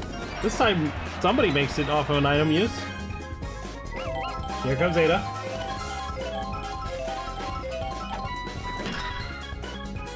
First decent hit of the inning. An actual earned base instead of luck base. Here comes Red Critter again. Red Critter in position to get our team back tied. But he's gonna slap it like an idiot.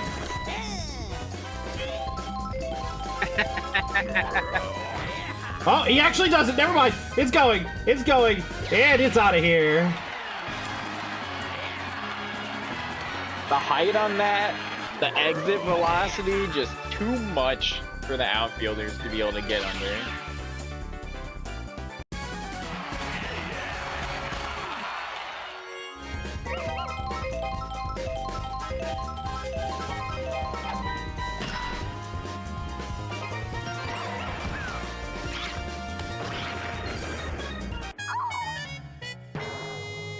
Wiggler already tired. Is Reggie gonna do anything with his at-bat, or is he gonna cause an out? Looks like a solid hit. Goes to the Great hit corner. into the gap. Arn's gonna change his mind. He's going back to second. He was almost going for third. No, Wiggler! Dinah, please. Please. Can we not? Can we not cheer for the 5-1 team?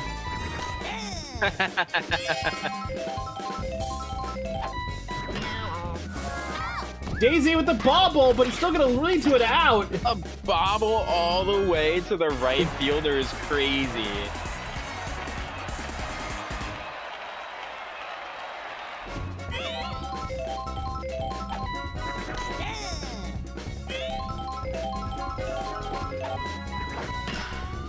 Oh, Carmilla hits it big. I don't think that's gonna be enough though. It's starting to slow down already. That's gonna be the inning.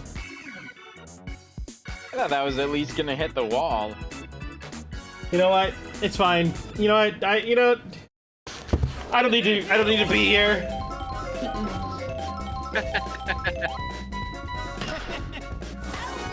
I would beg to differ. I could not see the game without you here.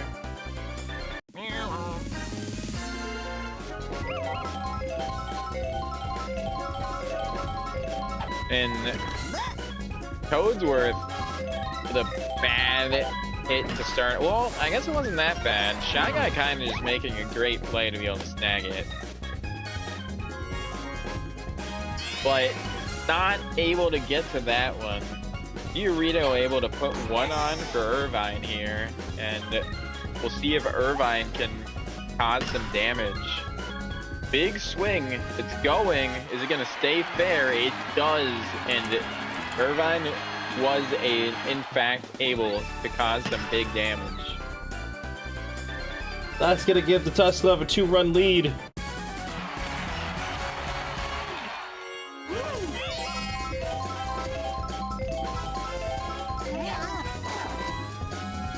Make that a 3-run lead. Oh! Ada able to get high enough to catch that one.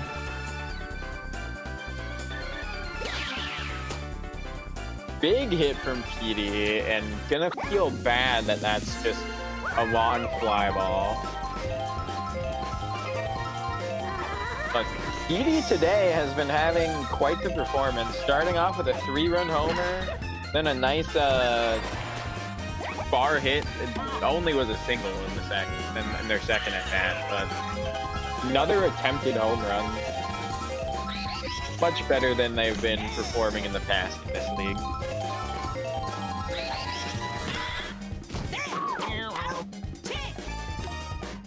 Poor Wiggler just got rocked by a shell when it wasn't even going to affect anything.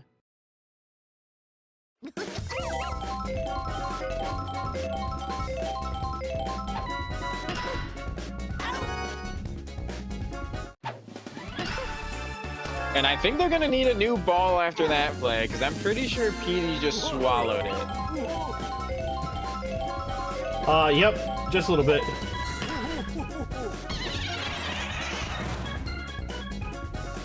And the item usage from Mario gave Pink Menace a chance to try to go for second, but instead he menacingly looks out at the center fielder.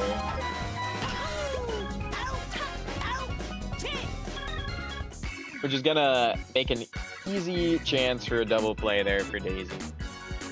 To be honest, whether he was on first or second, Daisy probably would have been able to turn that.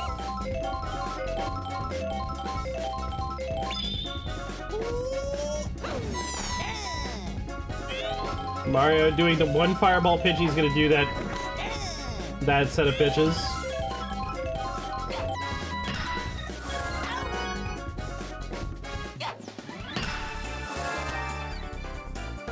Great diving, sliding catch from Shy Guy there, activating his gravitational field to be able to suck that ball in.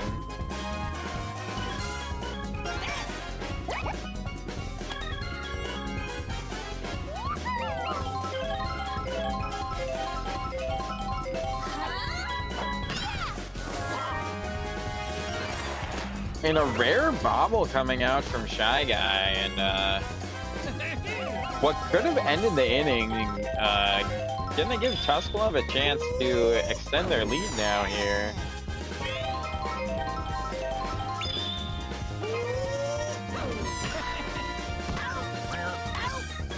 That's gonna be a double play from Shy Guy, able to save his team.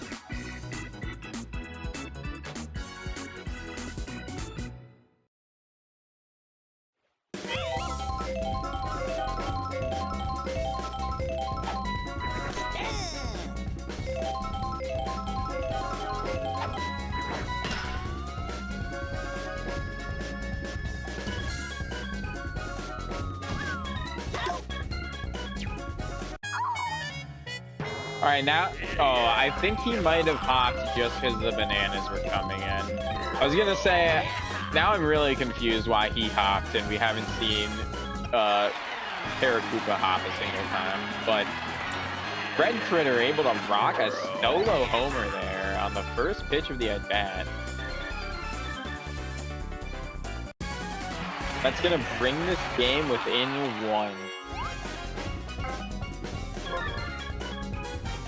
There goes Wiggler. Right as soon as Walrus says that. Alright, going big, but that's not gonna be enough.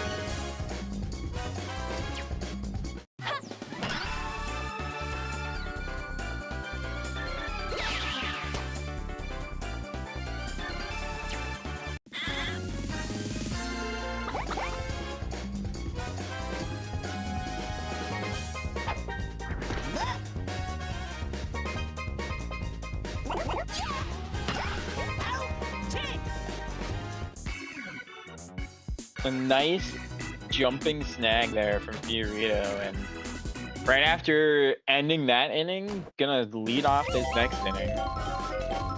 It's always nice when you get the last out of an inning and then immediately go up to bat. It is cool to see yeah, the character back to back like that. Reggie able to get high enough thanks to Carmilla to stop that ball.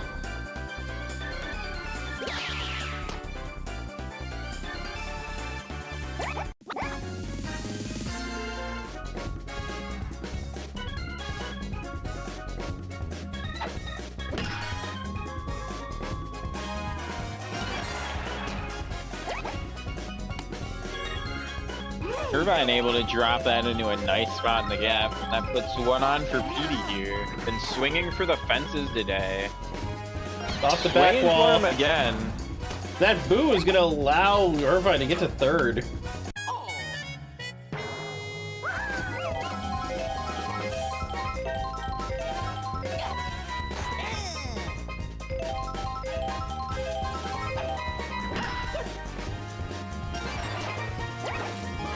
Wrigley with a great hit right up the middle and able to drive a run in and also keep two runners on base. And Tusk Glove with a good opportunity to keep scoring here.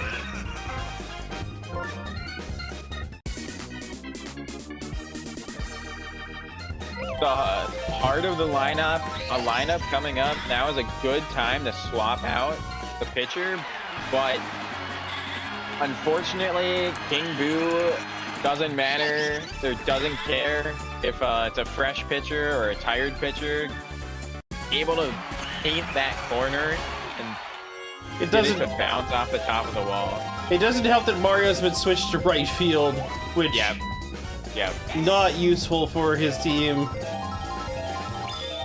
because he doesn't have any chemistry with Reggie, and that's gonna completely screw the right field. Yeah, the best hope is that, who was that? That's not Carmilla. Who's on the mound? Ada. Best hope is Ada, when she gets off the mound, gets swapped out to center. But if Ada gets off the mound, that's because there's been a couple of runs coming in. So no matter what, not a good situation here for the Pancake Punishers. Nope. Their defense is finally broken, and this is exactly when they start to lose.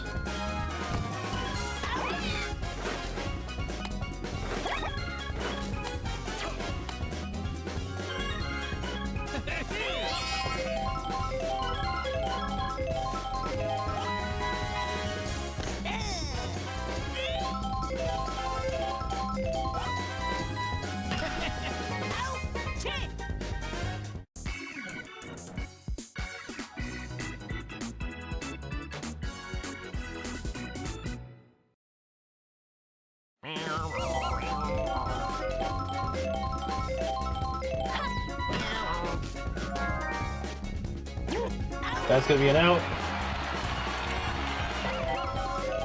Carmilla up to bat.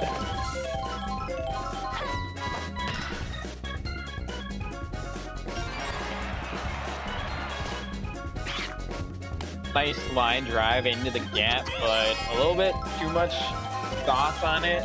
So they're not going to be able to get two bases out of it, but a great single.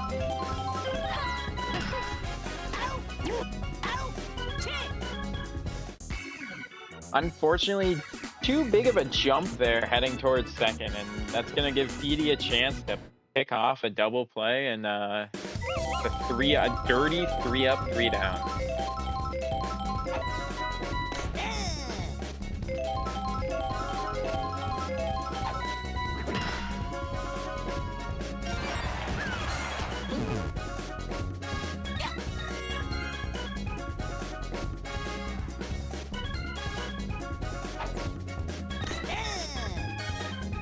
And Irvine, a bit of a strong batter to be going for a bunt here.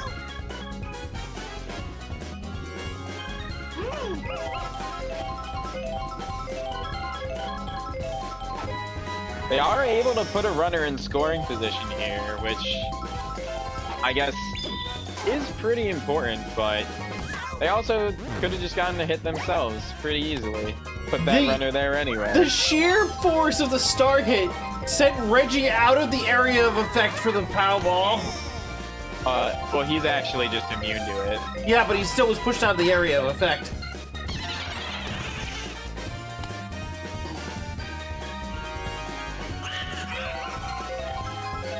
Which was crazy.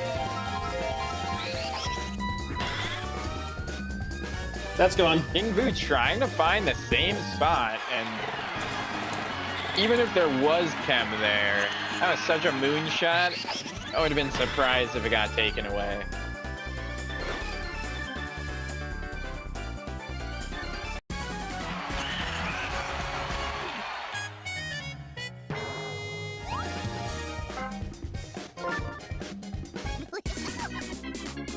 Anybody get the license plate on that truck that decided to pancake my team?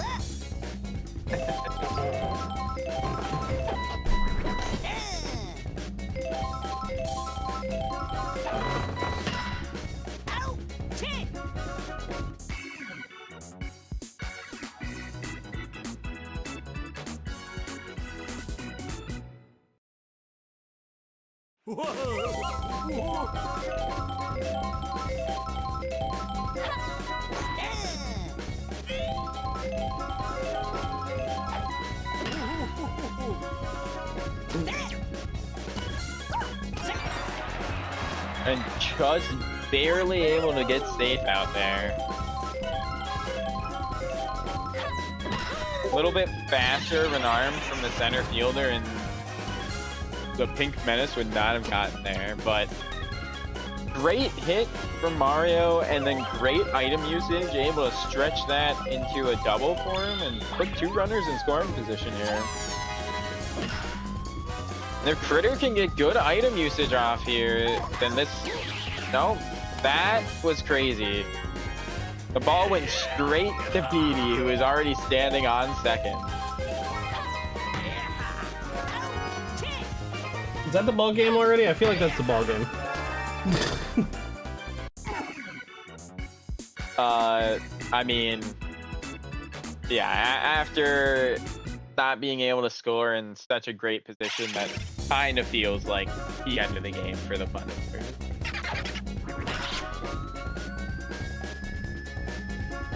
Another home run. Oh, you're hopping this time? Wait a second. When you're in the outfield, you don't have your super jump Koopa, but when you're in the infield, you do? Yeah, a lot of them you only can use their field abilities when they're in the infield. I guess that makes sense why like, when we see Yoshi in the outfield, he never goes for, like, a tongue catch. I wonder if they just don't even have access to it out there. I wouldn't be surprised.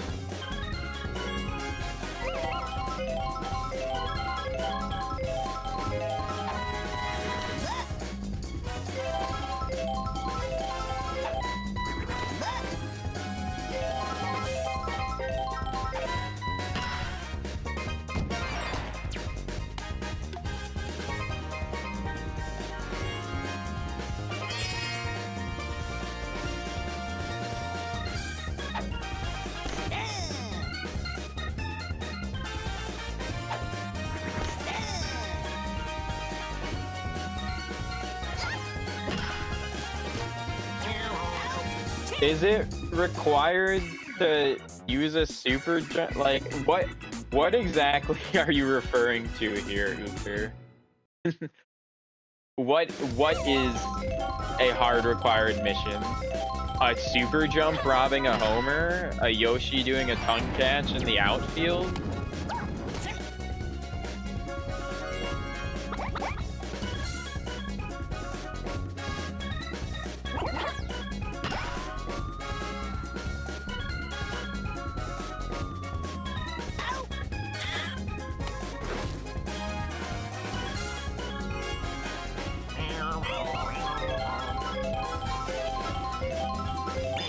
interesting.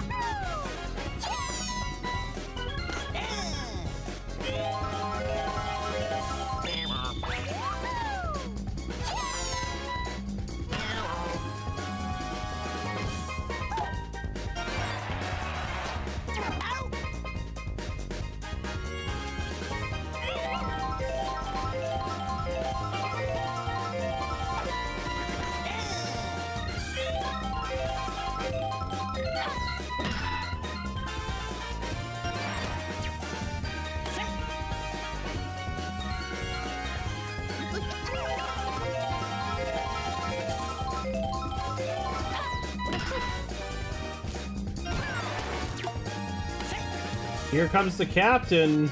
Oh wait, no, it's Beyonce first. Beyonce has 1.25. You gonna charge swing?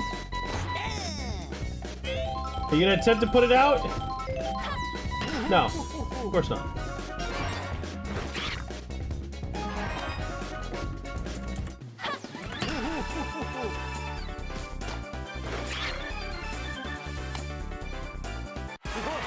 Here comes Mario. He has chem with everyone on base. 1.5 times. Is he gonna charge swing?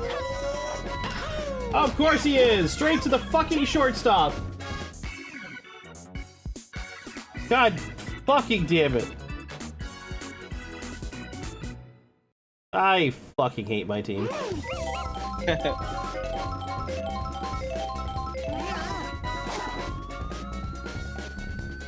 And they got it right back.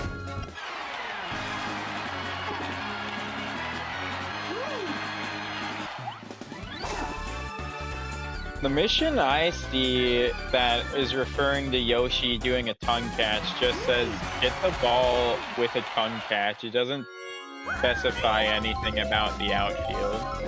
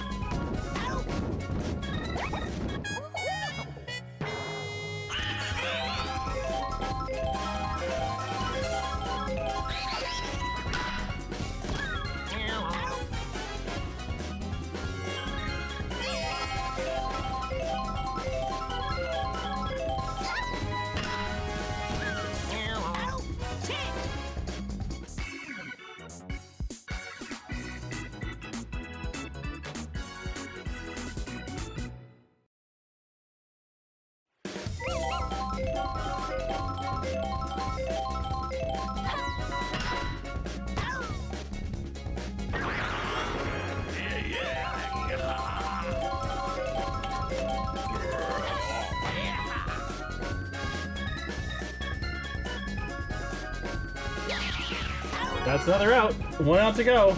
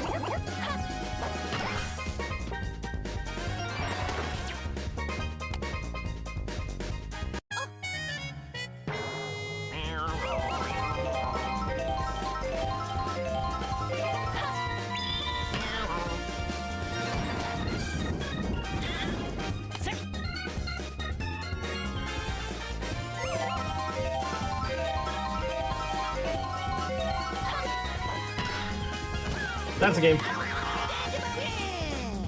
If Petey didn't tank that POW block, it might have made it. It might have extended the game, but there would have been a lot of work left to do to K in it. And the split MVP, Petey able to turn his season around in, well, I guess not around, but able to perform tonight at least. Tying MVP with King Boo.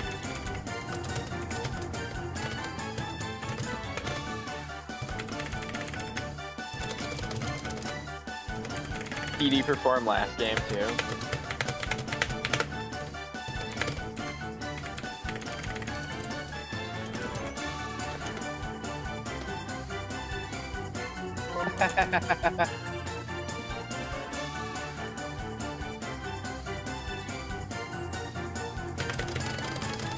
Critter trying his best for his team, and honestly, all around a fairly decent effort.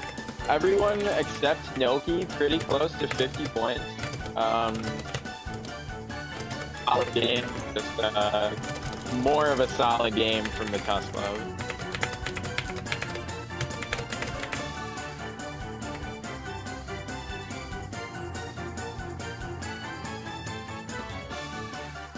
Alright, we have enough time for the last match, so let's get that thing going.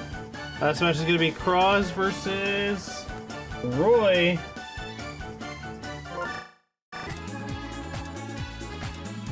Crozzie Beamin versus Xelpud's Harem. I always feel like it's hard to predict how a game with Crozzie Beamin is gonna go, because sometimes they show up and have the most insane offense, and their lack of outfield defense does not matter.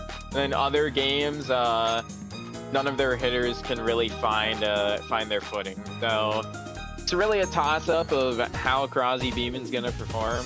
I think they should probably not win this game. I think the whoever's Harem. You just say the Harem, you don't have to do the full title every time. I think the Harem has the edge going into this. I think they just have better chemistry, better batting throughout the whole lineup, and more consistent big hitters. But consistency over games doesn't matter. What matters is how you perform in a single game. So kind of a toss-up, but I would definitely give the edge to the Harem.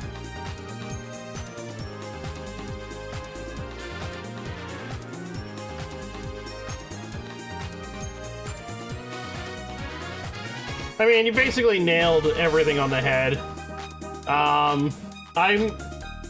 I'm gonna give the edge to the Harem just because the fact that they have the chemistry, they do have the batting power, they have the potential. You know, the Beamin have a lot of power hitters, but a lot of those power hitters are Miis, which means that they're not going to be as consistent because they're not listed as a power player, so they don't charge swing as often. The big threat is K. Rool. He's going to probably put up the most runs, but the lead up to him isn't that strong for base hitting, so we'll see what happens.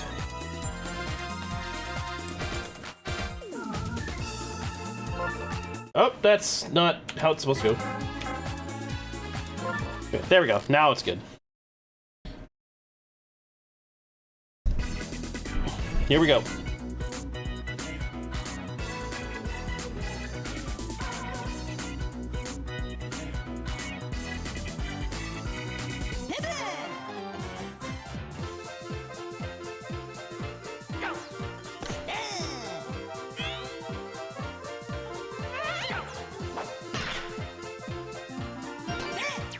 Boo able to get a nice leadoff hit for his team there.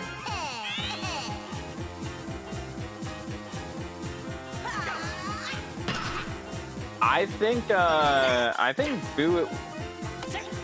Okay, that was weird. Yoshi was literally like a step away from that ball and instead walked away from it. Made me lose my train of thought because of how ridiculous that fielding attempt was. That puts 2 on for K. Rool here, and he just knocks it out the park. No chance to catch up to that, and Crozzie Beamin starting off with 3 hits and a homer. The best start they could hope for. And yeah, bad start for the Harem, but I mean, there's a lot of game left to be played.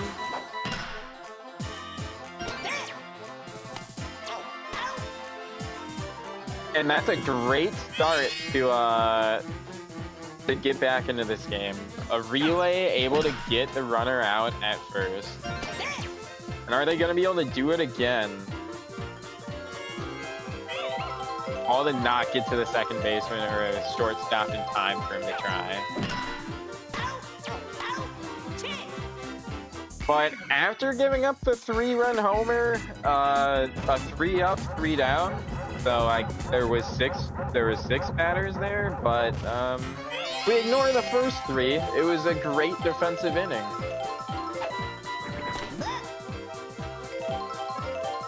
And I believe this is Zidane up here trying to get the start of a rally for his team. Want to get those runs back as quickly as possible. Getting pitched around a bit here, and does he have... He does have the go to swing on 3-0. And great item usage. Gonna turn that into a double.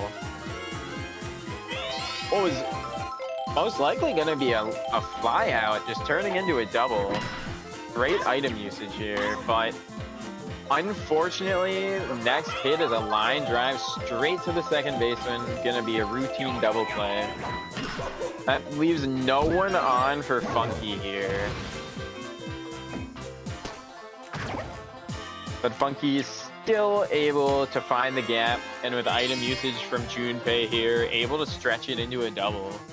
And that gives Junpei a runner in scoring position here. He could start to eat away at this lead. Wisely using a star hit. Not being stupid.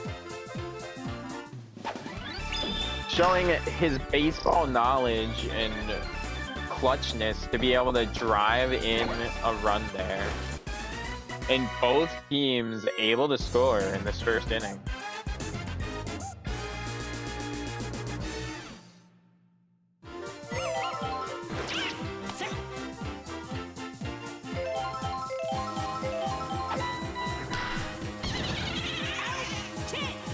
And bad contact there.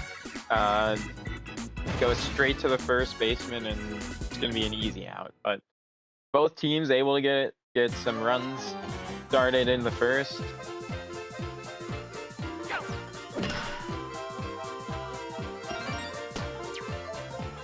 Junpei went to school to learn baseball, making it his 8th elective. Yo, that's the only way Junpei would ever ace anything, because he's not the smartest, I don't know, person. I was gonna use some metaphor, but I didn't start it out right.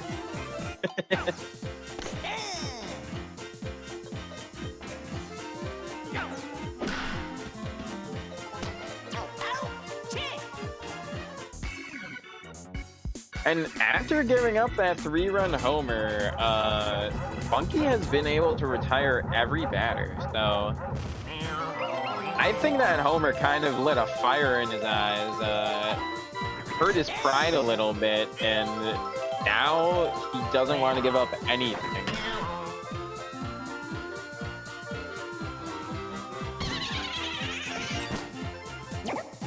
And that boo ball coming in just barely in time. Ronnie was really close to being in position to catch that, but just a half step away. It's gonna put one on for Birdo here. A big bat, but shying away from a power swing. Still able to put 2 runners on here. Good chance for light blue Yoshi. That would not be a bad time for a bunt, honestly.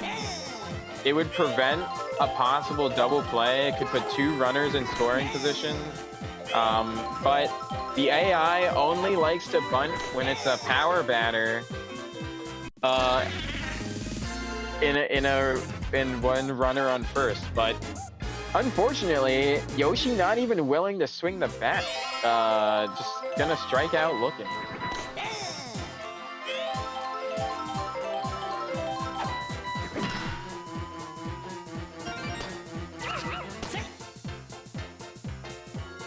And able to get that to drop loading the bases up here for the leadoff hitter, Zidane.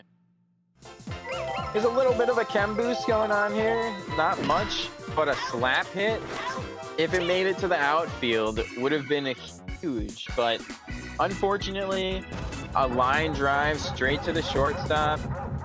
Gonna be an easy double play to get Crozzie Beamin out of the inning.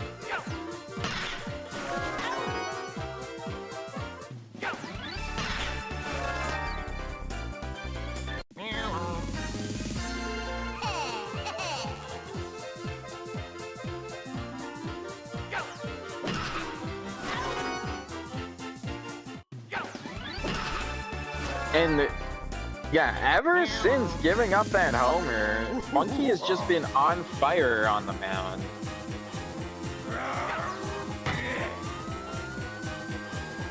But K-Rule trying to go yard once again, and the outfielder's not able to get under it in time, or maybe just not able to get enough height.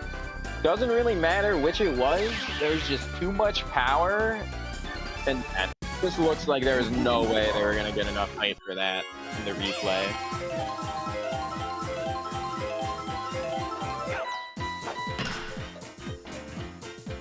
And K-Rule just proving to be the bane of Funky's existence. The only person with RBIs for Crozzie Beamin. And Funky really hoping this leadoff hitter can get on base for him. He wants to strike back, and it won't be as big of a deal if there isn't anyone on base for him. Leadoff hitter able to get on for Funky, and he needs to hit a homer for his team here. He's going for it. That's a big hit towards right center. Looks like it's coming down too fast, but if I was a betting man, I would have lost my money. Funky able to get it over the head of the outfielders and get his team within one.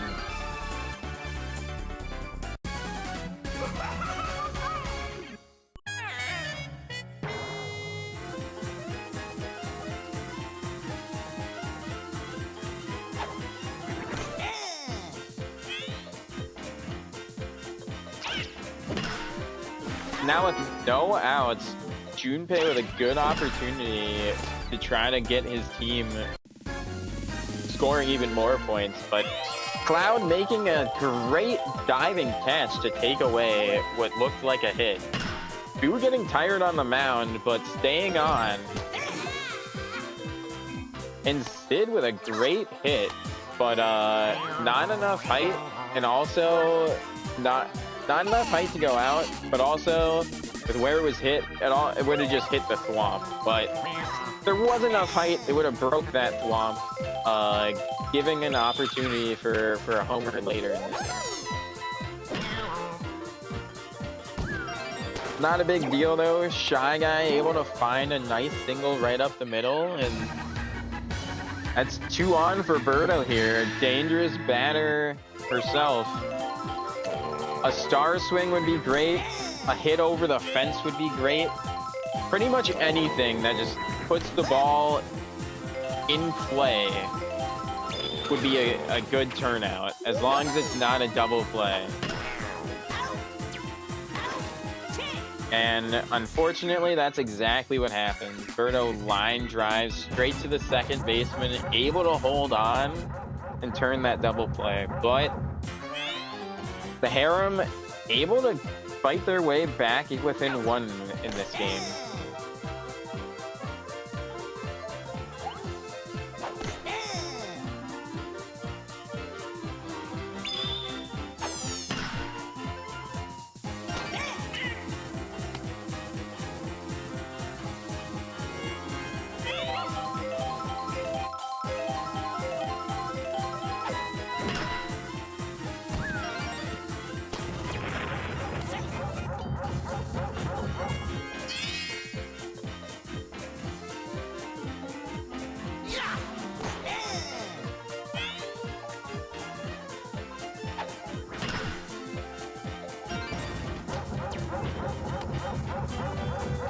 And Bases loaded here for Crozzie, Beamin. Funky in a funky spot. Really hoping to force some kind of triple play. Birdo could have just gone home there and stopped a run from coming in. Maybe only would have been able to get one out of it. Probably could have gotten that out at home at first too, but too late. Only gives up one, but Crozzie, Beamin able to extend their lead, give themselves a little bit of a cushion.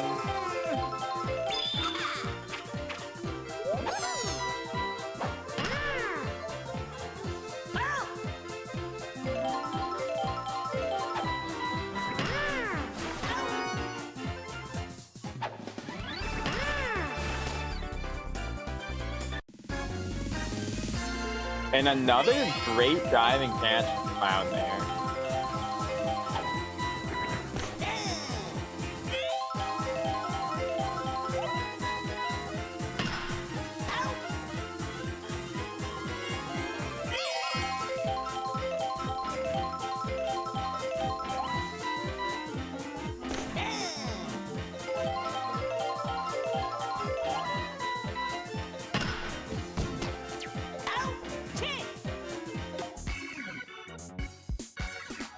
And Crozzie, Beamin able to retire the batters in order there, and the Harem struggling to get their offense going again in that inning. But so far they've been scoring every other inning, so next inning is when they're due up for some hits in offense.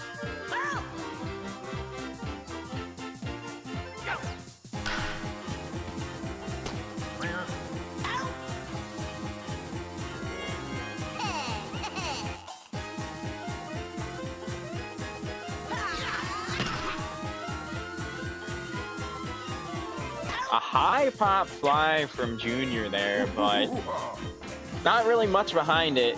Just a lot of height under it. And K-Rool 2 for 2 on Homer so far. Looking for his third. Not able to keep that one fair. And we'll have to see if he shies away from a charge swing or not. He does. And Shy Guy with a bit of an early dive there. I feel like that was within his normal range, but he just got a bit antsy. Expected it to be, I think, a bit more pop off the bat of K-Rool. So he thought he needed to get there quicker.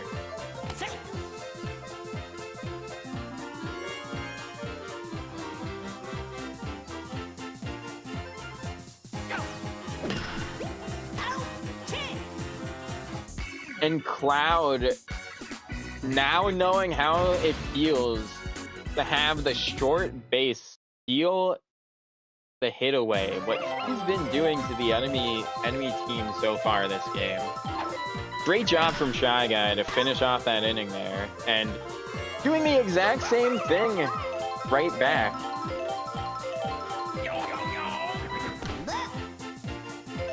And taking away a possible base runner for Funky is huge. And man, I don't know who that was. I cannot remember. But that was a huge play. That hit was really low and needed great timing and precision on that jump to be able to actually steal that hit. And Cloud almost taking away a third hit with a jump there. It was definitely possible, but not easy.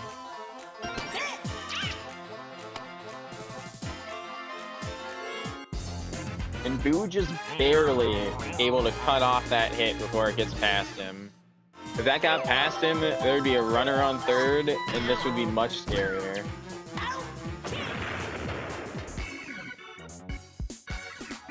And Crozzie, Beamin's defense holding strong. When the Harem was due up to score again like they have been in every other inning, unfortunately not able to do it. And they're gonna have to find a way back into this game at some point. Well, I guess they don't have to, but they want to.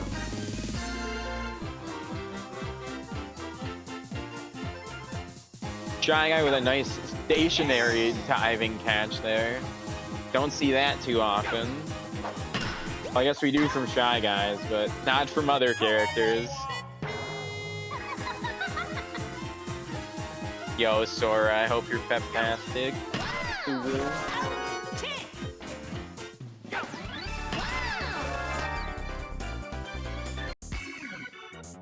And even while he's tired, Funky able to retire the side in order. So 3 up, 3 down innings. You named the Kingdom Hearts Birth by Sleep finisher after me? Well, I'm honored. Also, Birdo able to rock a solo homer for her team there. Bringing her team back into this game. I mean, they weren't really out of it, but bringing the game within one swing of the bat now can tie this game up.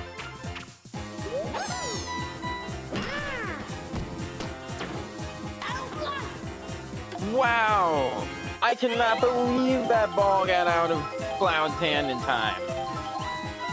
Quick throw coming into play in a huge way there.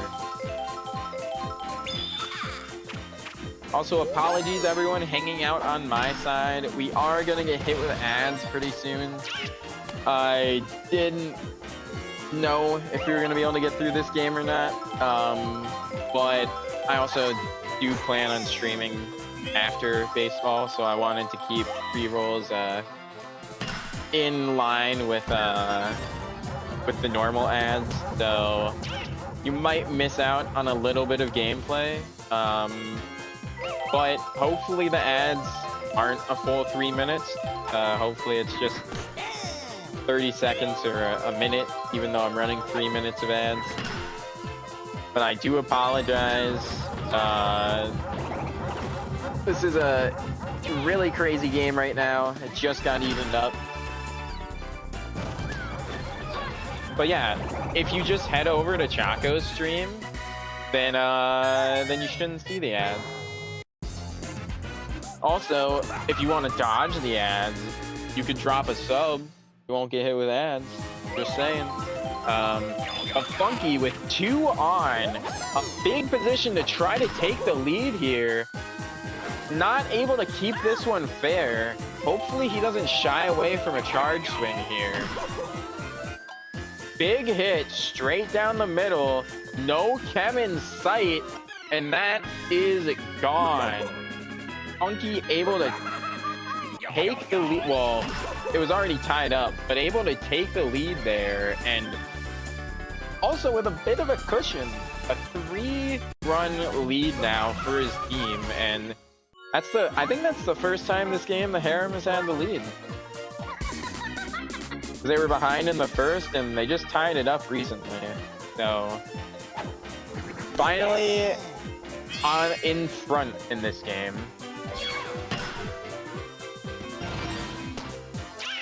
To me.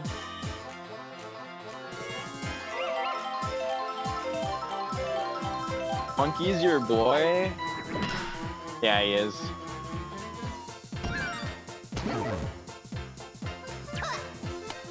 Wow, and I don't know. There was still Junior on the mound when that homer by Funky was hit, right? Because otherwise there was chem between left and center, but I don't think anyone would have been able to get up to that anyway. Birdo with a big hit with the bases loaded, no chem, and that's a grand slam. Birdo with a game of the season for herself. A solo homer before, a grand slam now. And if I said there was a little bit of a cushion before, I don't even know what to call this now. There's like a whole freaking sofa.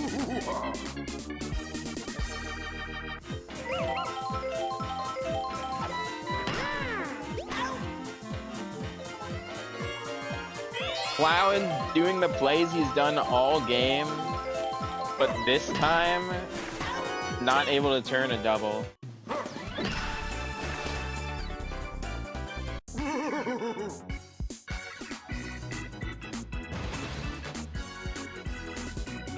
And an explosive 9-run inning from the Harem there.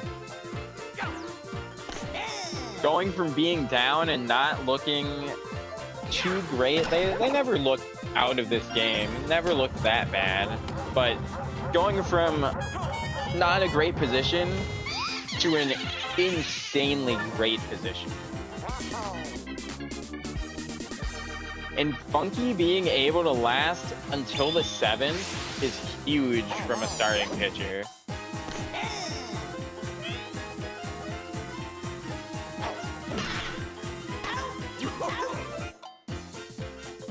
And his first play in the field, able to make a double play. Not only performing on the mound, but also on in the infield.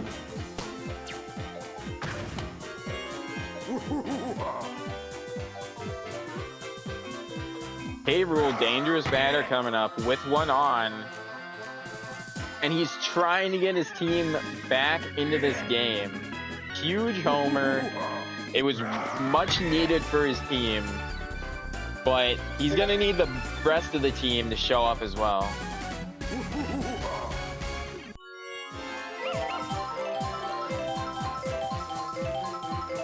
Yeah, K-Rule doing K-Rule things.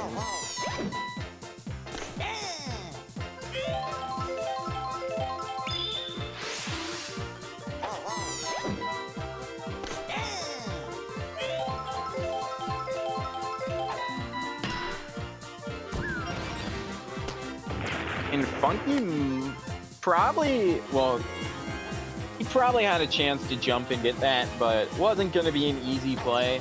I don't blame him for not. He had quite the performance on the mound. Probably tired him out a bit. But unfortunately, that put one on for Cloud here, who's able to rock a 2-run homer. And Crozzie Beamin starting to claw their way back into this game. They've only been behind for half an inning, not even a full half inning now, but they don't like how it feels.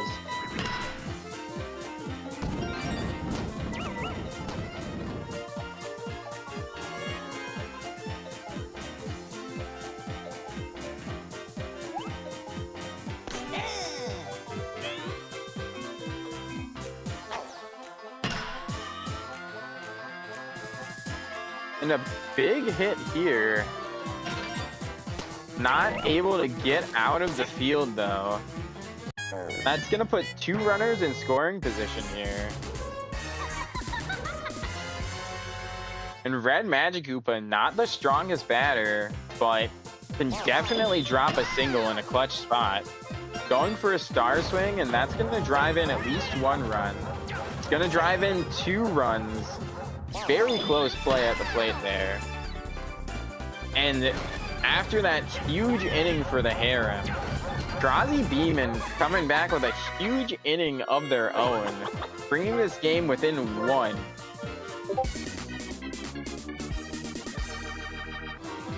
And with Birdo, that does not put Birdo in the outfield. Is that Birdo at home plate then? I feel like maybe it was first base. I'm not sure where Birdo ended out. But Birdo not being in the outfield is huge. The outfield chem remains intact. And now that it's a light blue me on the mound, if they do swap to the outfield, no matter where it is, chem will remain intact. Which is huge, because you need your chem to remain intact.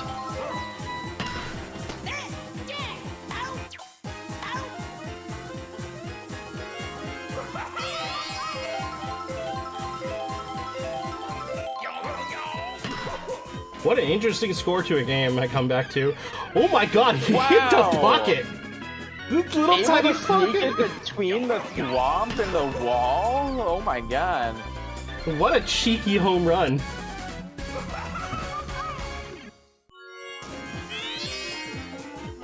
And even though no one else on his team wanted to get on base for him there, Funky able to say, fine, I'll only put a 2-run cushion up instead of more.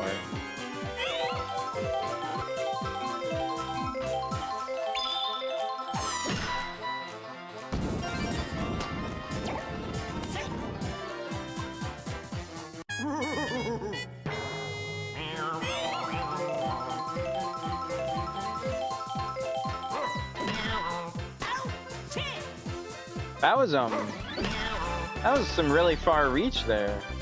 I guess they were definitely within range, but just the way that their glove was on the wrong side of their body for that to go in just looked a bit funky.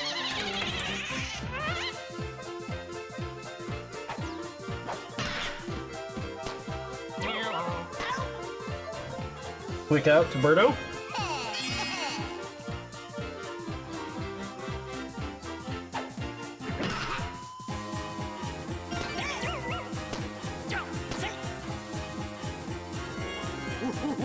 Junior able to get on base again for K-Rool here. Dangerous batter. He's been rocking homers all day.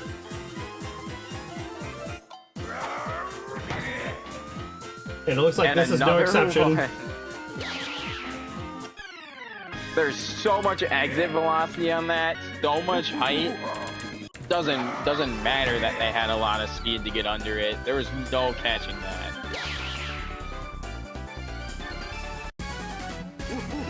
That's going to tie the game back up. And K-Rool with an insane performance for his team.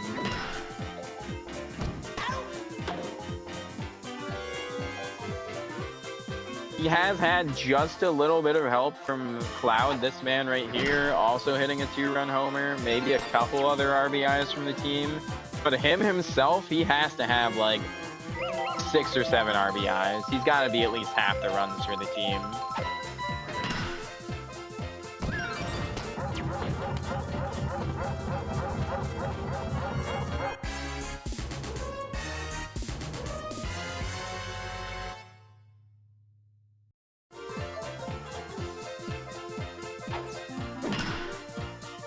Funky does not get that ball.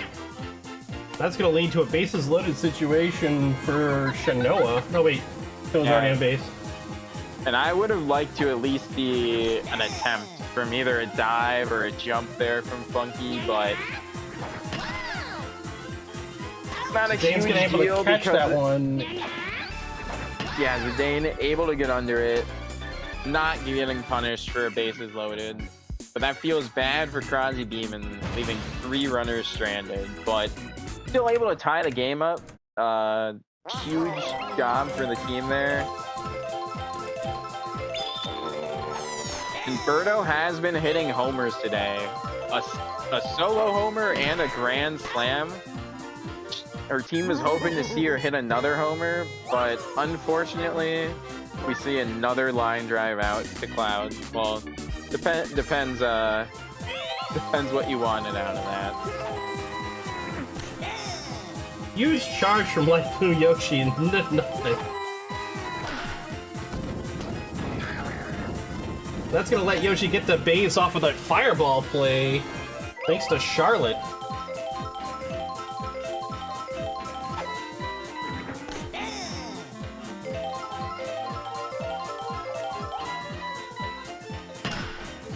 Charlotte sends it right out to Cloud. That's going to be another inning.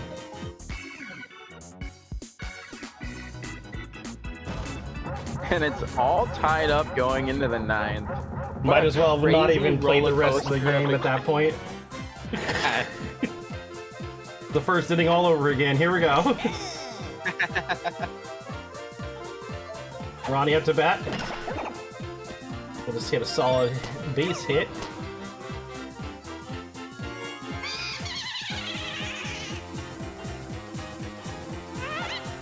And if there isn't a 3-up, 3-down that happens here, which is going to be tough now that they've given up a hit, K-Rool is going to come up with at least 1 batter on base. And that is terrifying for the Harem. So they are praying for a triple play here. If you're the Harem, you absolutely need a triple play right here. There's, like, with the final inning coming. Oh my god, the missed throw! That's gonna leave 2 runners on base for K-Rool. He hits another zinger here. That's a 3-run. I'm not sure the Harem's gonna be able to recover if this happens. Charlotte really needs to pitch this man out. Honestly, giving up a walk here might be a better play than trying to give him pitch around him, but doesn't get the best hold of that one. That's gonna lead to an out as K-Rool blows his chance. 2 outs, 2 runners on. For Alucard. Alucard's not a slouch for a batter, but do you really want to risk it?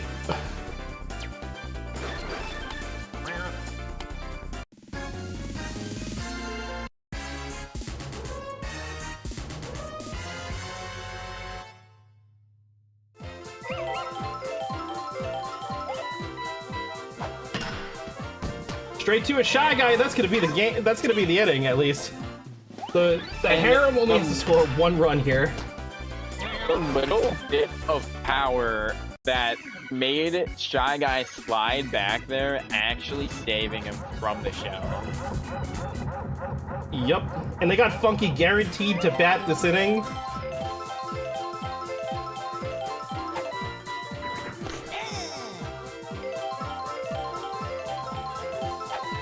Yeah, the Harem having the top of their lineup coming up in the bottom of the 9th here is very clutch. These are who should be the 3 best batters on the team.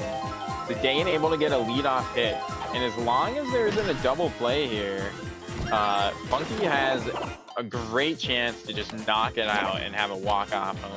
A 1.25 multiplier on this man's power. Somebody who's so consistent, so good at hitting it out normally. His bat is so accurate. Dude, Funky's built like a critter, but has the legs to match. What just happened? K-Rool. K-Rool mad that his homer got stolen. So mad that he's just gonna steal what was likely gonna be the game-winning hit, and then making another huge play. In the field, performing like a monster. That means we have overtime coming, and we have 21 minutes left on the clock before ads, so here's hoping it ends quickly.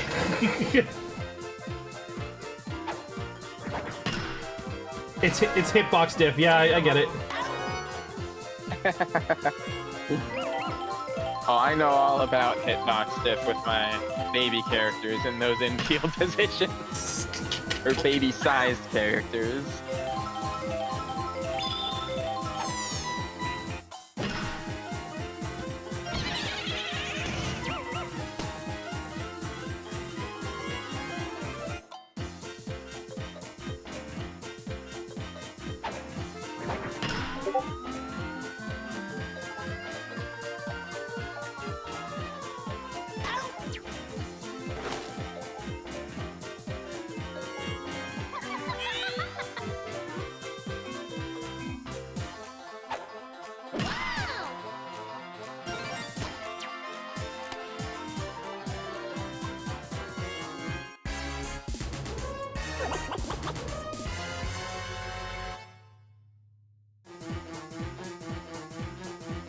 Every inning is do or die for both teams. That's true. They do have much more leeway. But the Beamin do have explosive potential. Sorry, I didn't mean to. Ronnie with a... No, you're good. Ronnie just with a bad contact there. He had a huge opportunity. Team needed him to perform when a runner was in scoring position, and now the Harem have a good chance. And while Beamin can be explosive, the team that was extremely explosive in 1 inning this game was the Harem. They had a 9-run inning earlier.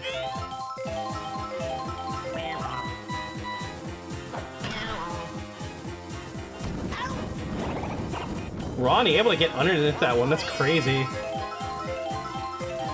And Birdo could get a walk-off homer here.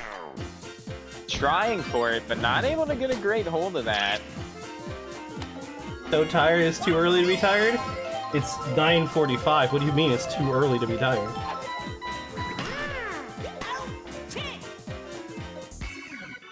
And Cloud has been making great plays out there at shortstop. But I hope you're doing peptastic today, Kiro. Sorry you're tired.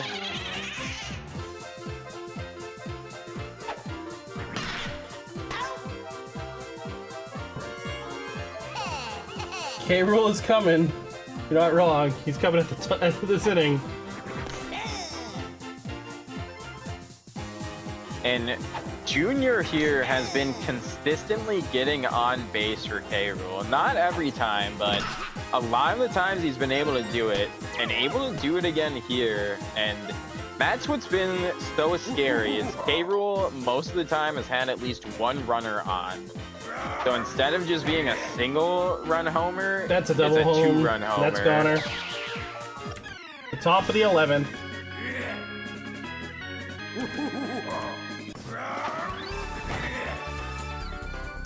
Now the Harem have a fire under their ass. They need to stop every run from coming in, even more than they needed to before. And now they have to score when they come up.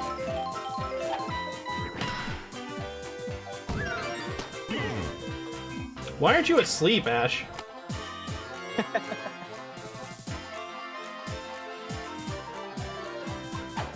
Yeah, the score is something like K-Rool 10, Beamin 5, Harem 13, yeah. And Cloud trying to go for another two-run homer. He did one earlier in the game, but not finding the same spot he did, so gonna be able to be robbed.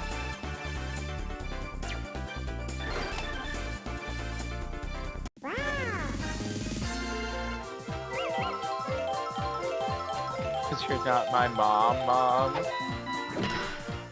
That's crazy. Yoshi, why are you standing there? Yeah, you kind of deserve to get rocked by that chain chomp twice for just watching the ball fall without moving. Bases are now loaded. Magic Koopa is up to bat. Not been having a good game for this player. Magic Koopa was able to get a star swing in a big spot earlier and was able to clutch up here. Only one run coming in, but every run in extra innings is huge. Just a little bit of an extra cushion. They have 3 runs right now in extra innings. Like, this is dangerous for the Harem. They needed this inning to end ages ago.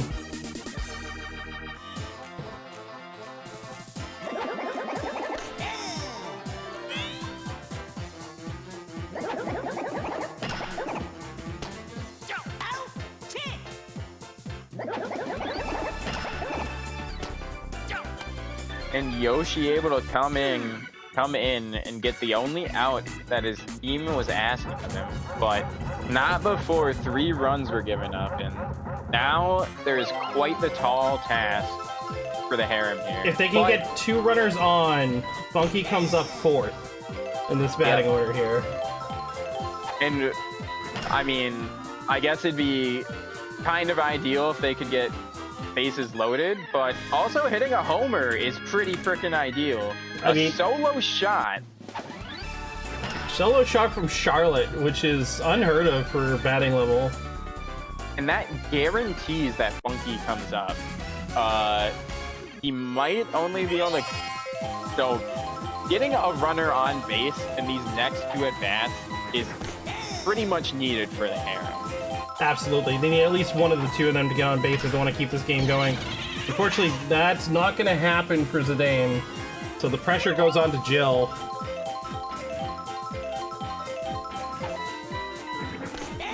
The rest of the game, Zidane was being very clutch. The pressure just too much for him. That pow ball is And the gonna be item huge. usage! Funky with the insane item usage to guarantee he has someone on base. He wants to even up the game, but not able to get a good hold of that. Still able to rocket into the gap. That's still gonna let Jill score.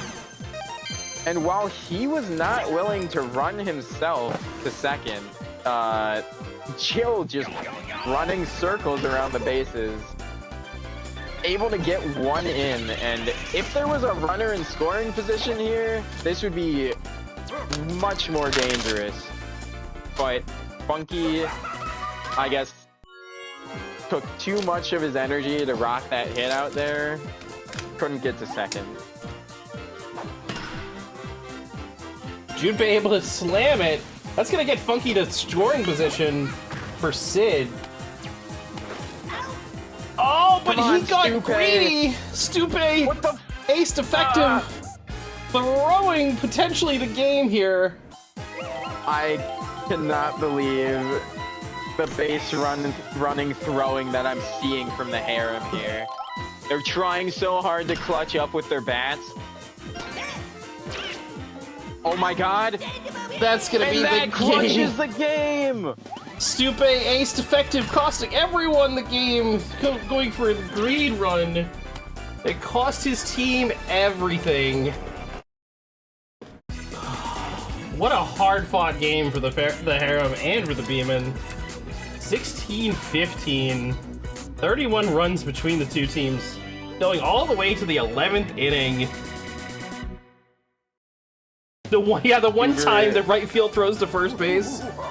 Well, we did see that at least once today already, but yeah, it is very uncommon.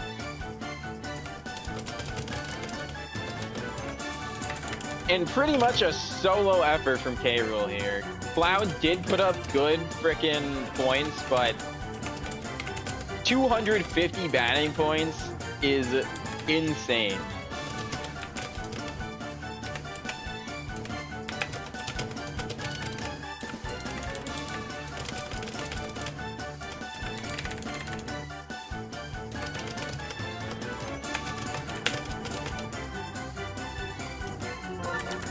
Well, also, Funky costed the game as well, because if he was just on second for Junpei's hit, then he would have scored. Like, there was multiple different places that there were base running errors in the bottom of the 11th there.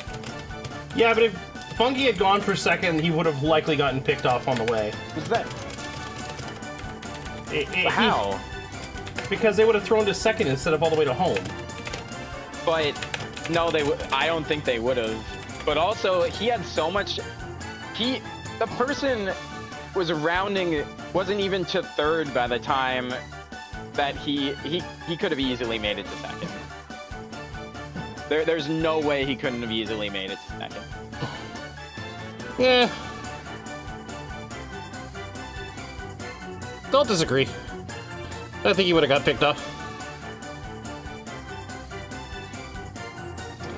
But we'll never know because he didn't try.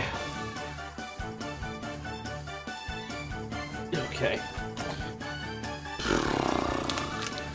That means that the Crozzie Beamin move up to 4-3. And Xelpud's Harem goes down to 2-5 with the Pancake Punishers.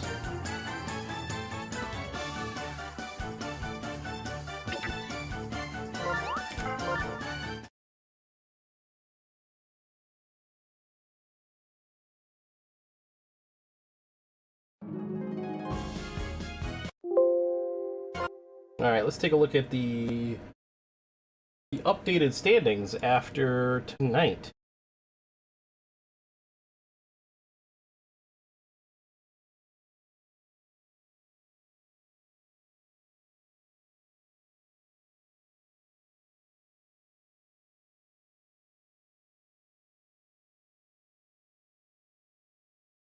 So, Tusk Love is firmly in first at 6-1. Farloon Pandas, Baddies, and Crozzie and Extra Lives all at 4 wins apiece. The Turnabout and the Banana Peppers 3-4. Xelpud's Harem and the Pancake Punishers 2-5. The Punishers have officially in last place in their entire division. And I want to hang myself.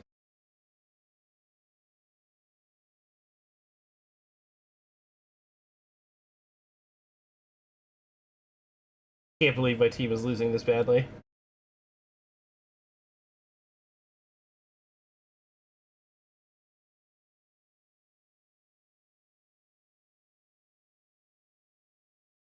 Yeah, you moved up to second because the Baddies lost and that the differential got pushed below yours. That's kind of funny, actually.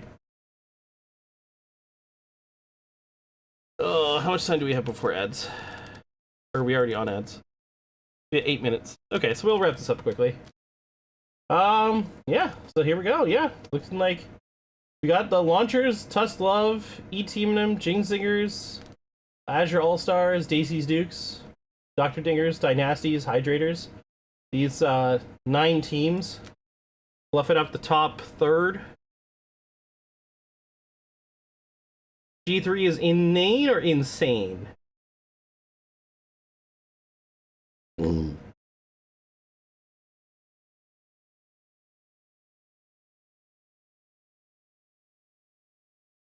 Yeah, G3 has a lot of teams in the top.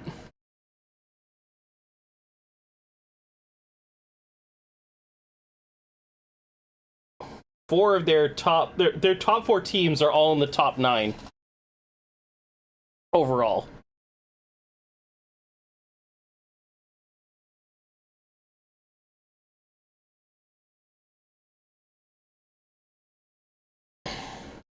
Mostly because most of the wins in that division are all concentrated on those 4 teams.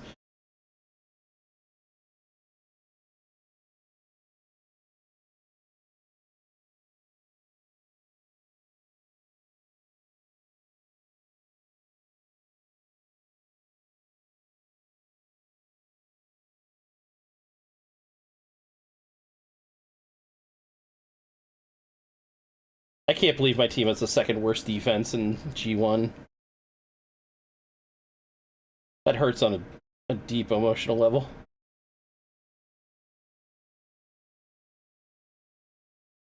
Second worst defense and tied for the worst offense.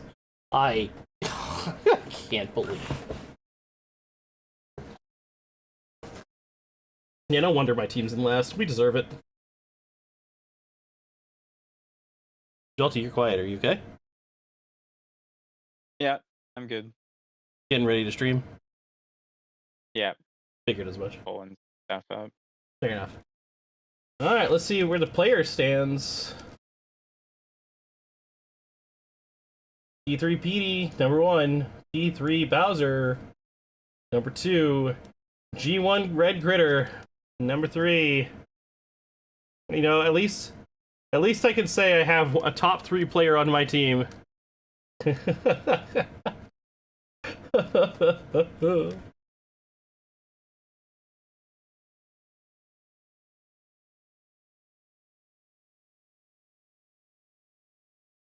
at that. Funky Kong is the G1 Funky Kong. The Harem's Funky is number 5 overall right now.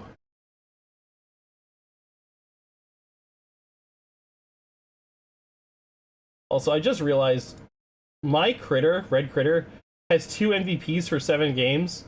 I've only won 2 games, which means he's been the MVP every game I've won.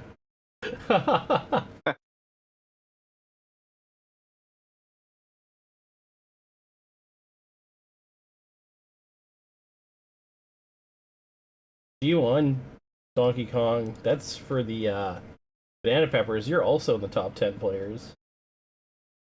G1 Bowser, 7 overall. That's the Farloon Pandas.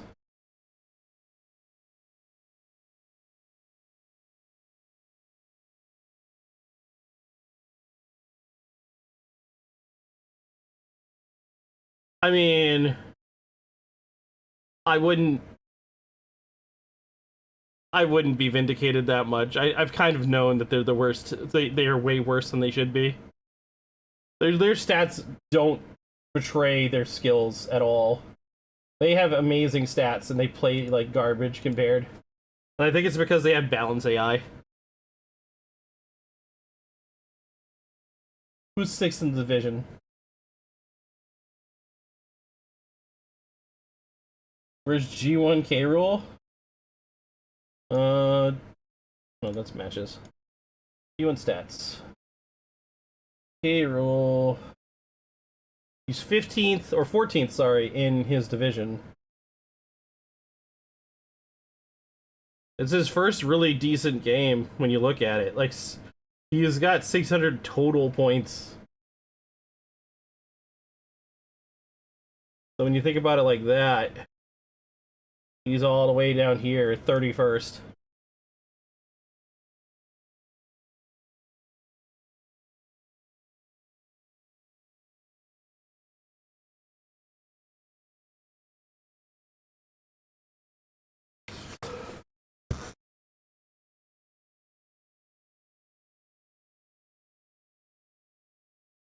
Alrighty. I think that's going to be it for me for tonight. Thank you everybody for hanging out, for watching the matches. Much appreciate you all being here for the show. We will not have matches this upcoming weekend. We will be off for the 26th and the 29th for the holidays. And we will be back on Friday, the 2nd of January. I can speak J months. The 2nd of January and the 5th of January will be our return. That'll be week 9 and the official halfway point of the season. Fully expect there to be another break week after that one. That was supposed to be for the All-Star game, but it is looking increasingly like there won't be an All-Star game at all. I might push up the season a week. I might change the schedule and just say screw it and just skip the All-Star game. Just go straight into week 10, but I might also just take the week because I am off that week. I actually am on vacation, I think the 12th to the 16th. Just to take time off from work and clear my head. So I might just stick to that being a break weekend anyway. We will see. That's all for me. Are you ready to take these people off my hands? I guess so. I need you to be sure. I need you to be more sure than anything else in the world. Yeah, I'm sure. Depends if they like Kaizo or not. Oh, I mean, they like you, so I'm sure they'll enjoy watching you, whatever you do.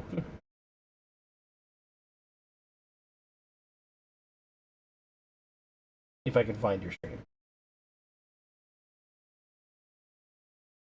Well, even though Peppers had a disappointing night, well, I mean, they made it close in the end.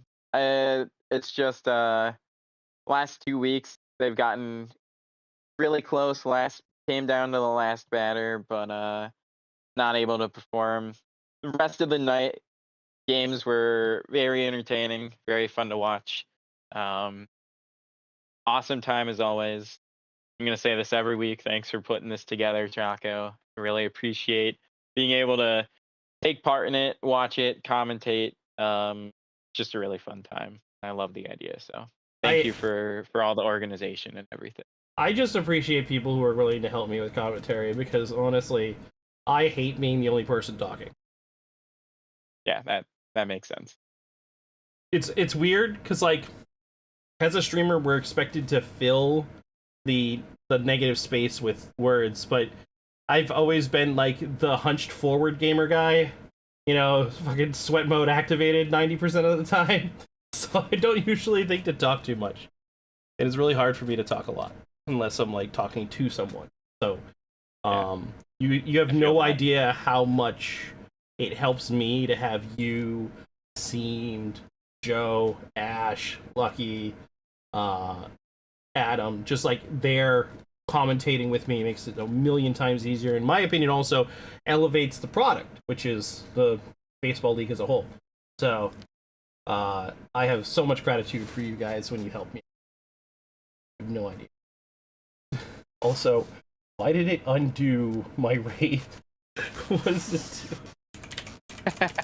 Oh, it's already done. Never mind. It already sent people over to you. Fantastic.